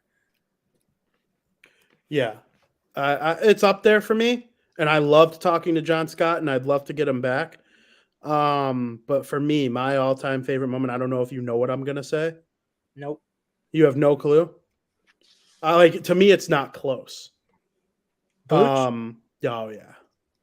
It's the John Buccigross interview. John Buccigross was legitimately. I lived in Hanover Park, Illinois from from 2 years old in 1996 till 2012. And then I lived in Bartlett from 2012 to 2021. And then I've lived in Rolling Meadows in 2022. And I remember watching Bucci in my Hanover Park house, like long before we moved, on Sports Center. And him and Ray Ferraro, Chicken Parmo Ray Ferraro, on the hockey show. And, before NHL was taken away from ESPN. Like, that meant so much to me to have him on and talk hockey with him. And the Stanley Cup had just ended, so I was feeling a little bit of my summer melancholy.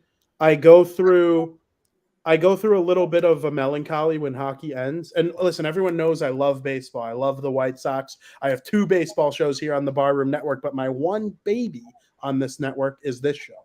I love Crosstown Crosstalk. I love South Burbs Hitman, but this is my baby.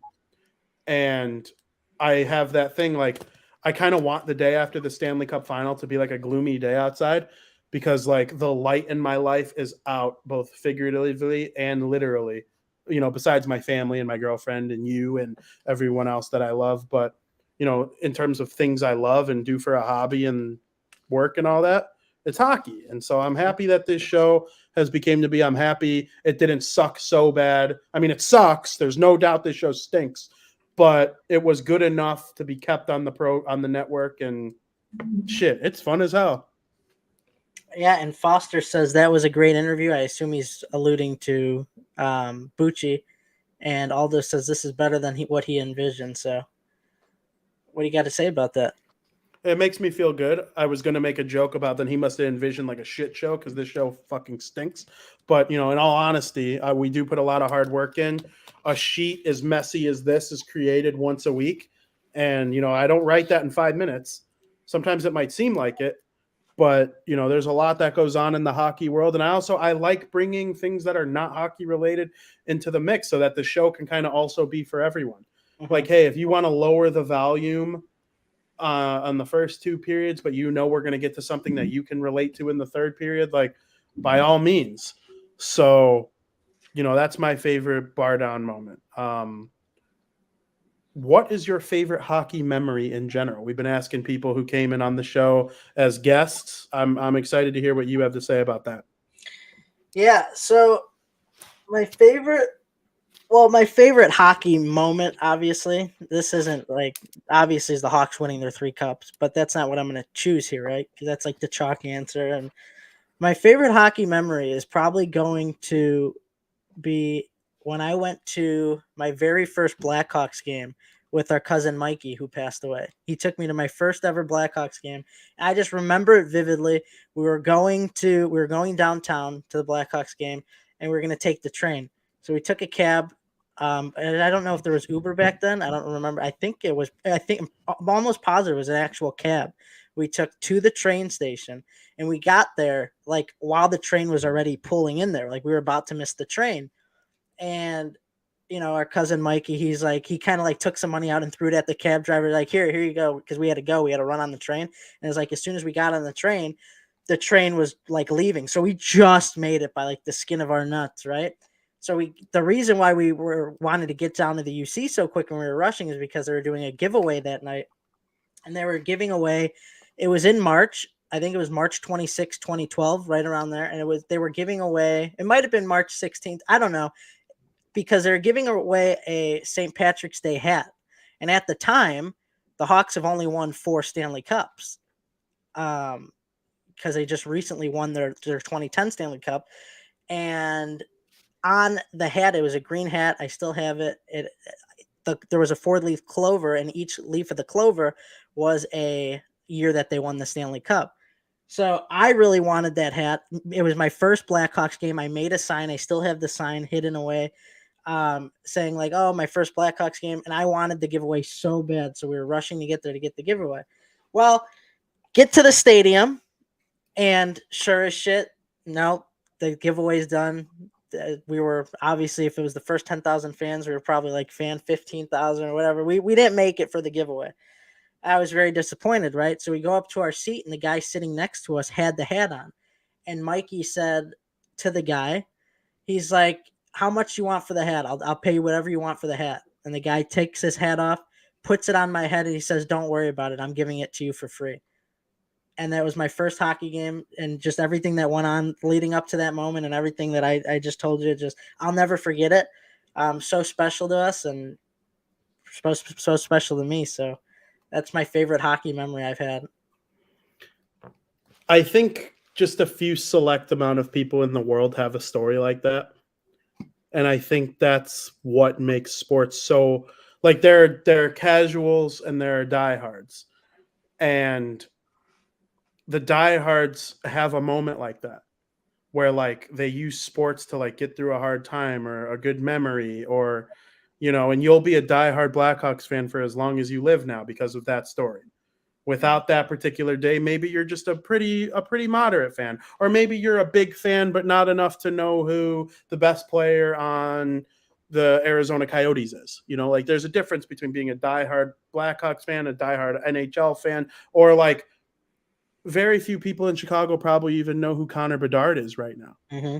And like that all started because of your beautiful story, as my mom Lisa points out in the chat. What a beautiful story, Frankie. It was just really, really good stuff. It's something like I've never been to a Blackhawks game. I've never been to a hockey game. I watched them from 2010 on, but I've never been there. And having that moment of like knowing that he was going to do everything in his power to get me that hat just meant the world to me. So I'll never forget it. 100%. And shout out to that guy who gave it to you. Shout out Mikey. I know if he were with us today, he would be on this show. He would probably watch a fair amount of the episodes because very few people. I don't love talking sports with a lot of people because most people are like meatballs and like they tell me things that they either think I don't know or like it's wrong. Obviously I'm joking, but like he was one of those people who like you could legitimately have a conversation with and it would be true. And, he loved sports. So, connections with people like that. Unfortunately, he lost his life and we miss him dearly. And, those are the type of memories that come along with sports. And that's why they mean so much to us, to the point where maybe we get a little obsessive, or you cry when Patrick Kane gets traded, or, the day the Devils clinch the playoffs for the first time in a handful of years, I'm going to be a mess with water falling out of my eyeballs.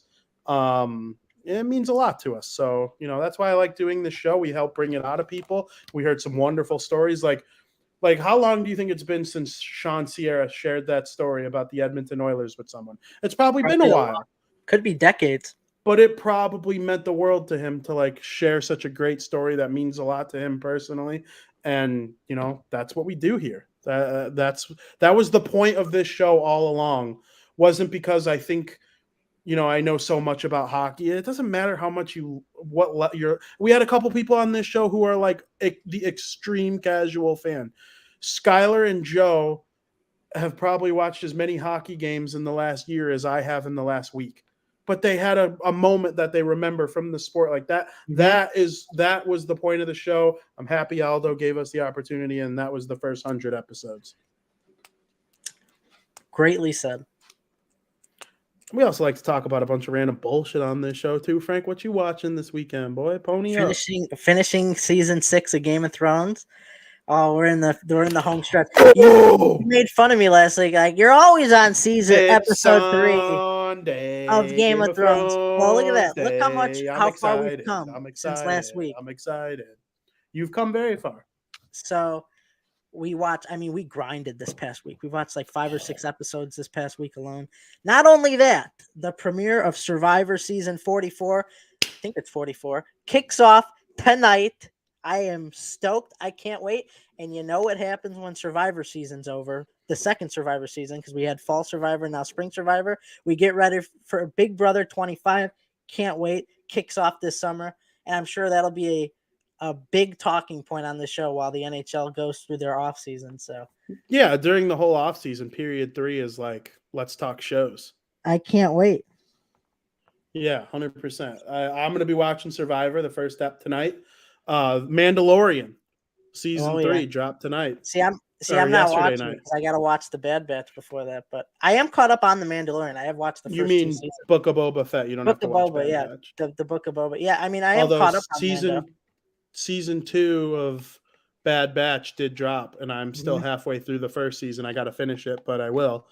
I'm excited. Foster says Aldo has underwear that's 44 years old. You think? Oh, I want to have a pair of underwear that's old as fuck. I think that's probably near impossible because the underwear that I've always owned over the years just starts falling apart after a while.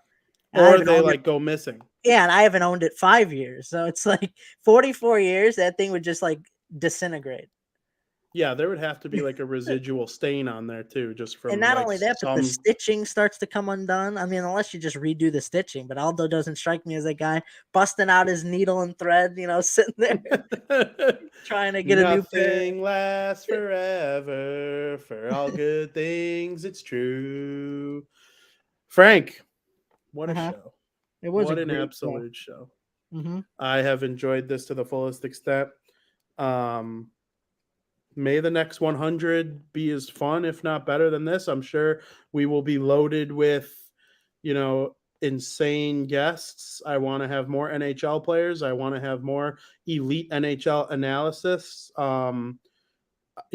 People in the game, fans of the show, people who support us. We want to have those throughout the next 100. So just as much as we did in the first 100. So I can't thank everybody enough. We are going to get something that this segment was put in very early. I doubt we were even at episode 10. Like, I legitimately think it was extremely early when we started calling it America's favorite podcast segment of the week. Breaking Bets.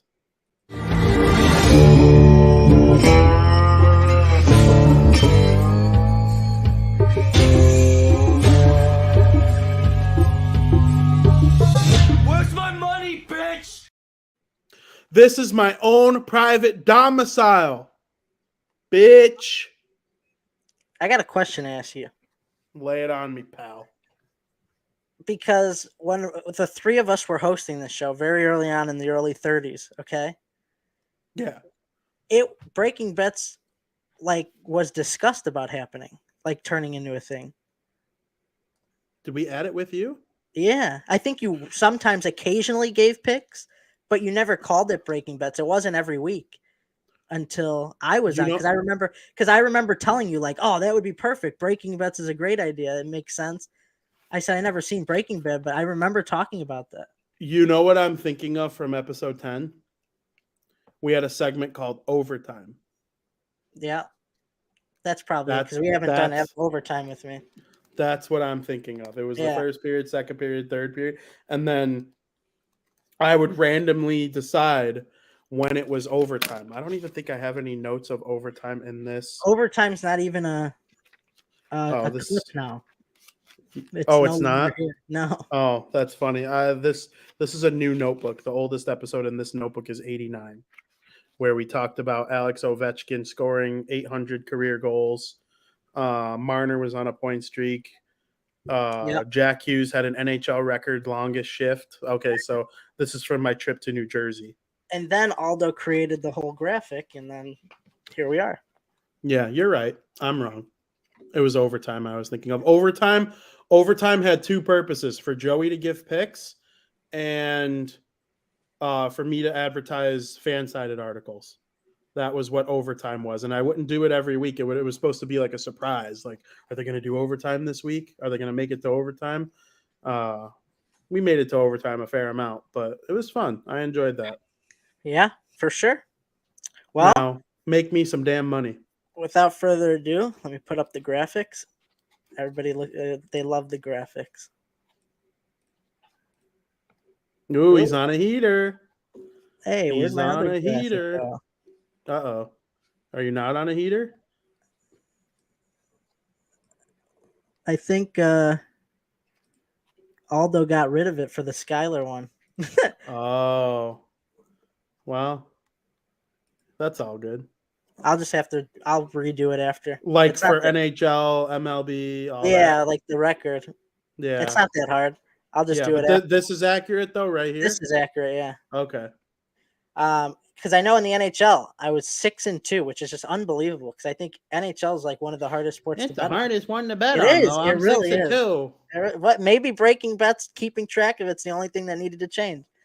So, got 3 picks for you. The first one, we're gonna stick with college basketball. We're 1 week left in the regular season. We're in March. March Madness begins in a couple weeks. So I'm excited. First game up, we got Maryland ranked 21 at unranked Ohio State. I like Ohio State money line at -103. They started out the season so good.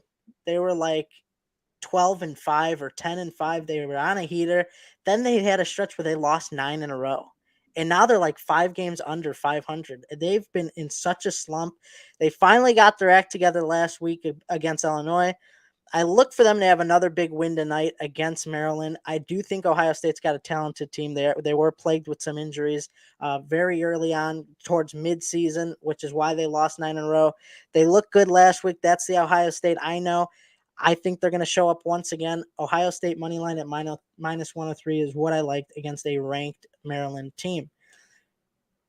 Switching to the NHL, got a fairly good amount of games for a Wednesday in the NHL. One of them is the Toronto Maple Leafs against the Edmonton Oilers, a good old-fashioned Canadian battle. I might regret this, but I like Toronto money line at -127. Ever since they got O'Reilly in that acquisition, they've just looked like a completely different team. They're scoring at will. The Edmonton Oilers just haven't looked that good. I mean, they've lost 4 out of their last 5. Toronto's the better team here. But so I'm leaning towards Toronto. But would I be surprised if the Oilers won? No, not at all.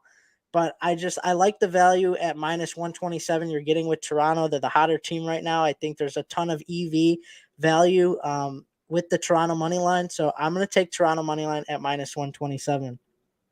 Finally, going to the NBA, I checked this pick before the show, and I don't know if anything's happened since then. But before the show, between the 76ers and the Miami Heat, Embiid was questionable for the game, and 95% of the money that was placed on the game, 95% of the money that was placed on this game was on the 76ers plus 2 points, and the 76ers opened up at -1.5 favorites. But shockingly, even getting 95% of the money, which should make them even more of a favorite than they already were, they've moved as +2 dogs, and that could be because Embiid was questionable, and he wasn't this morning. But nonetheless, if he doesn't play, then you're going to want to jump on this line as soon as possible, because as soon as they announce that he's out for the game tonight, the line's going to shift even more of a favorite in Miami. So get him while you can. For all I know, it might have switched already, but the last time I checked, Miami money line -121, and those are the 3 picks I like for you. The most recent update on Joel Embiid is that he's been added to the injury report, and he is questionable for tonight with foot soreness. Yeah, that's the last thing I saw, that he was questionable for tonight's game. Well, there you go. That's Breaking Bets with Frankie. Not the 100th edition of Breaking Bets, but one of many. One of many. There's no doubt about it. Frank, what a 100th episode. What a 100th episode. It's probably the most unique of all the episodes we've gone through. Yeah, and before we end the show, there's one more person who wants to say something. So,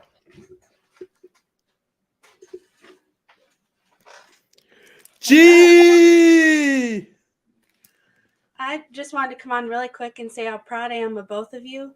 Feels like just yesterday we were all sitting at Rivers and you guys were bringing him on permanently, and we couldn't believe it, and he was so excited, and I just love both of you so much, and I can't wait for the next 100. That's very exciting. I'm very happy to have you on. I appreciate the kind words. Was it at Rivers we asked Frankie full time? I remember that day we went when the Devils beat the Blackhawks in overtime. Yeah. That's incredible. That's incredible. I appreciate you for the kind words, and thank you for always supporting us. Of course. Outstanding work. That is Giovanna Mangarelli, the girlfriend of one Frank Mueller. Give a round of applause. Let's go. G, really quick before you go, I need a hockey memory. Oh, And I know your favorite player is Tyler Seguin. I'll say it for you. well, I have like a funny memory. I'll never stop looking at the picture of Keith with all his teeth missing. Okay. But it was really fun to go to the game on Gamers Night because I think that was our last time seeing Taves and Kane both play together live. So I'll always remember that game. Very good. Very good, G. Outstanding work. Keep up the good work, G. Thank you. Of course. Vinny wasn't expecting that. He's like, we got another guest. He was looking in the chat. Who? He didn't tell me there's somebody else here. I did. I went straight. I was like, who's here? Who's here? That was good. Good work, G. Outstanding. Gamers Night. That was good. I forgot you saw that was a unique game. So Taves and Kane both played, and that was also the first time in NHL history that the AHL's two leading scorers played in the same game. Yes. And same NHL game. So thought that was really cool. Yeah, I mean, wow. 8 total guests, including G. Just chiming in and saying a little hello. Unbelievable. Isn't that crazy? Sure is. Frank, we got 100 more to do. Maybe more. I just fixed the graphic.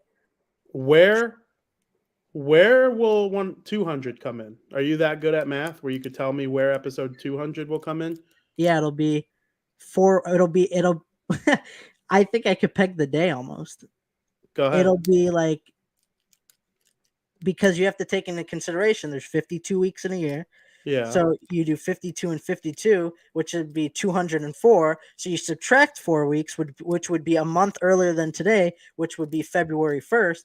However, there's a leap year next year. So it might come. Well, no, it would still be. The leap year wouldn't have happened yet. So I think it'll be February 1st of 2025. I think. Interesting. Not 100% sure. That makes sense.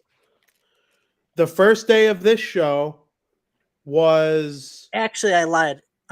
It'll be 28 days because it's not a full month. It'll be 28 days from today. Well, yeah, that would be February 1st, wouldn't it? It'll be in the early February range of 2025. Of 2025, yeah. Okay, that makes a lot of sense. And it could be in March too. Because you never know if like we take a week off for vacation, like we took a week off when we went to Door County. That's true. So it'll be in January then, most likely. January or February of January, February, or March of 2025. Yeah. Depending on off days and life circumstances and stuff like that. But we certainly won't miss any numbered episodes. That's for damn sure. I don't have the number count of Crosstown Crosstalk. I lost that a long time ago, but I will never forget BarDown's number count. And they're going to be a good 100 episodes. There's no doubt about it. Oh yeah, for sure. And does that make sense? Because the first episode of this was in April of 2021. So, you know, 2 years later, but 2 years later, about a month and a half behind. Yeah, so it'll be right around 2025. We'll be right in the middle. Ooh, you know what could be around that time? Capitals goal scored by number 8, Alex Ovechkin. His 895th in the National Hockey League, the NHL's all-time leading record. 200? Oh, the Devils will have a Stanley Cup by then. Wow. So this year or next year? Maybe. It's a bold statement. Maybe. Bedard will have at least 100 points. Yeah, with the Hawks. Or the Ducks. Or the Blue Jackets. Or the Sharks. Barstool Chief, who I want to have on at least once in the next 100 episodes. He did a simulator. He's like, okay, today's good vibes. He clicks the draft simulator, Washington, and he goes, fuck. Imagine Washington putting Bedard with. Oh, he'd score 1,000 That'd be a goals if little he got annoying. Bedard. I'd be a little annoyed. I'd be so happy. That That'd would be be stupid. so awesome. That would be so. It would awesome. make me hate the Capitals. If Bedard went to the Capitals, they'd be my second favorite Metropolitan team going forward. Oh yeah, they're already my third favorite Metropolitan team. Second is the Penguins, so those two could just flip. But yeah, what a show! What a show! What a show! Long And at the end of the longest show in BarDown history. I was kind of expecting that. Which, if you take away all the guests, it's a typical show. Right. You need to go follow Frankie Mueller on Twitter.com @TheKingBean and read all of his video game news and knowledge at the App Trigger website, apptrigger.com. He does outstanding work. Our most recent guest, you could go read her work on fansided.com as well. Giovanna Mangarelli. I almost said Giovanni. Hey, Giovanni, how you doing? You wouldn't be the first person. Yeah, I mean, not intentionally, I'm sure.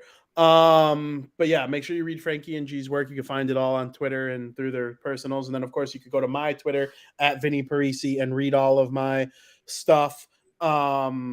Foster says if you go straight through, it would be January 31st of 2025. That's funny. Thank you, Foster. But also probably also didn't take into consideration the 2 weeks we take off for Door County. Yeah, no, he said if you go straight through. Yeah. So if it would push it forward, it would push it back into February. Yeah. So we'll see. Stay safe, Foster. Thank you for always being a part of our show. Yeah. Make sure you follow me on Twitter @Vinny Parisi. I'm posting so much lately. I'm going absolute ham with this stuff. It's been so much fun covering the Jacksonville Jaguars, the New Jersey Devils, I cover the Boston Bruins every now and then, the NHL as a whole, the Chicago Blackhawks. My Chicago White Sox stuff is really going to start heating up. I don't have any White Sox content coming out today. My contributors handled all the Southside Showdown stuff today, and I've been just editing. But I will get back to my Chicago White Sox coverage once the trade deadline is over, and I'm very much looking forward to that. I can't thank everybody enough from the bottom of my heart for always supporting BarDown Talking Hockey. Oh, it's only 100 episodes. What are you getting all emotional over it for? 100 episodes is not easy. We've been going at this for about 2 years now. A lot of work goes into it, a lot of dedication. A lot of people have to be annoyed by me yelling from across the room about, freaking sabermetrics of Jack Hughes's expected goals for and Nico Heischer's defensive metrics and stuff like that. It's not easy. You got to pay attention to the league. Not always easy, at least somewhat watching hockey every single night. There are a lot of others that make sacrifices in order for us to be knowledgeable and prepared to do this show. And a lot goes into it more than just what you see on the surface. So I appreciate everybody who's always part of our lives and helping us do this. Frank, do you have any last words before we exit out of episode number 100? Here's to the next 100 and more. Absolutely. I couldn't agree more. That's our show. I hope everybody enjoyed it. Thank you to each and every one of you that came on in the chat and had a conversation with us, shared a hockey memory. I'm very happy that we always get to talk hockey with you once a week. Make sure you tune in tomorrow, 2 p.m., Crosstown Crosstalk, talk a little baseball and recap what went on here in the 100th episode of BarDown Talking Hockey. I can't wait. As always, thank you for listening. Happy 100.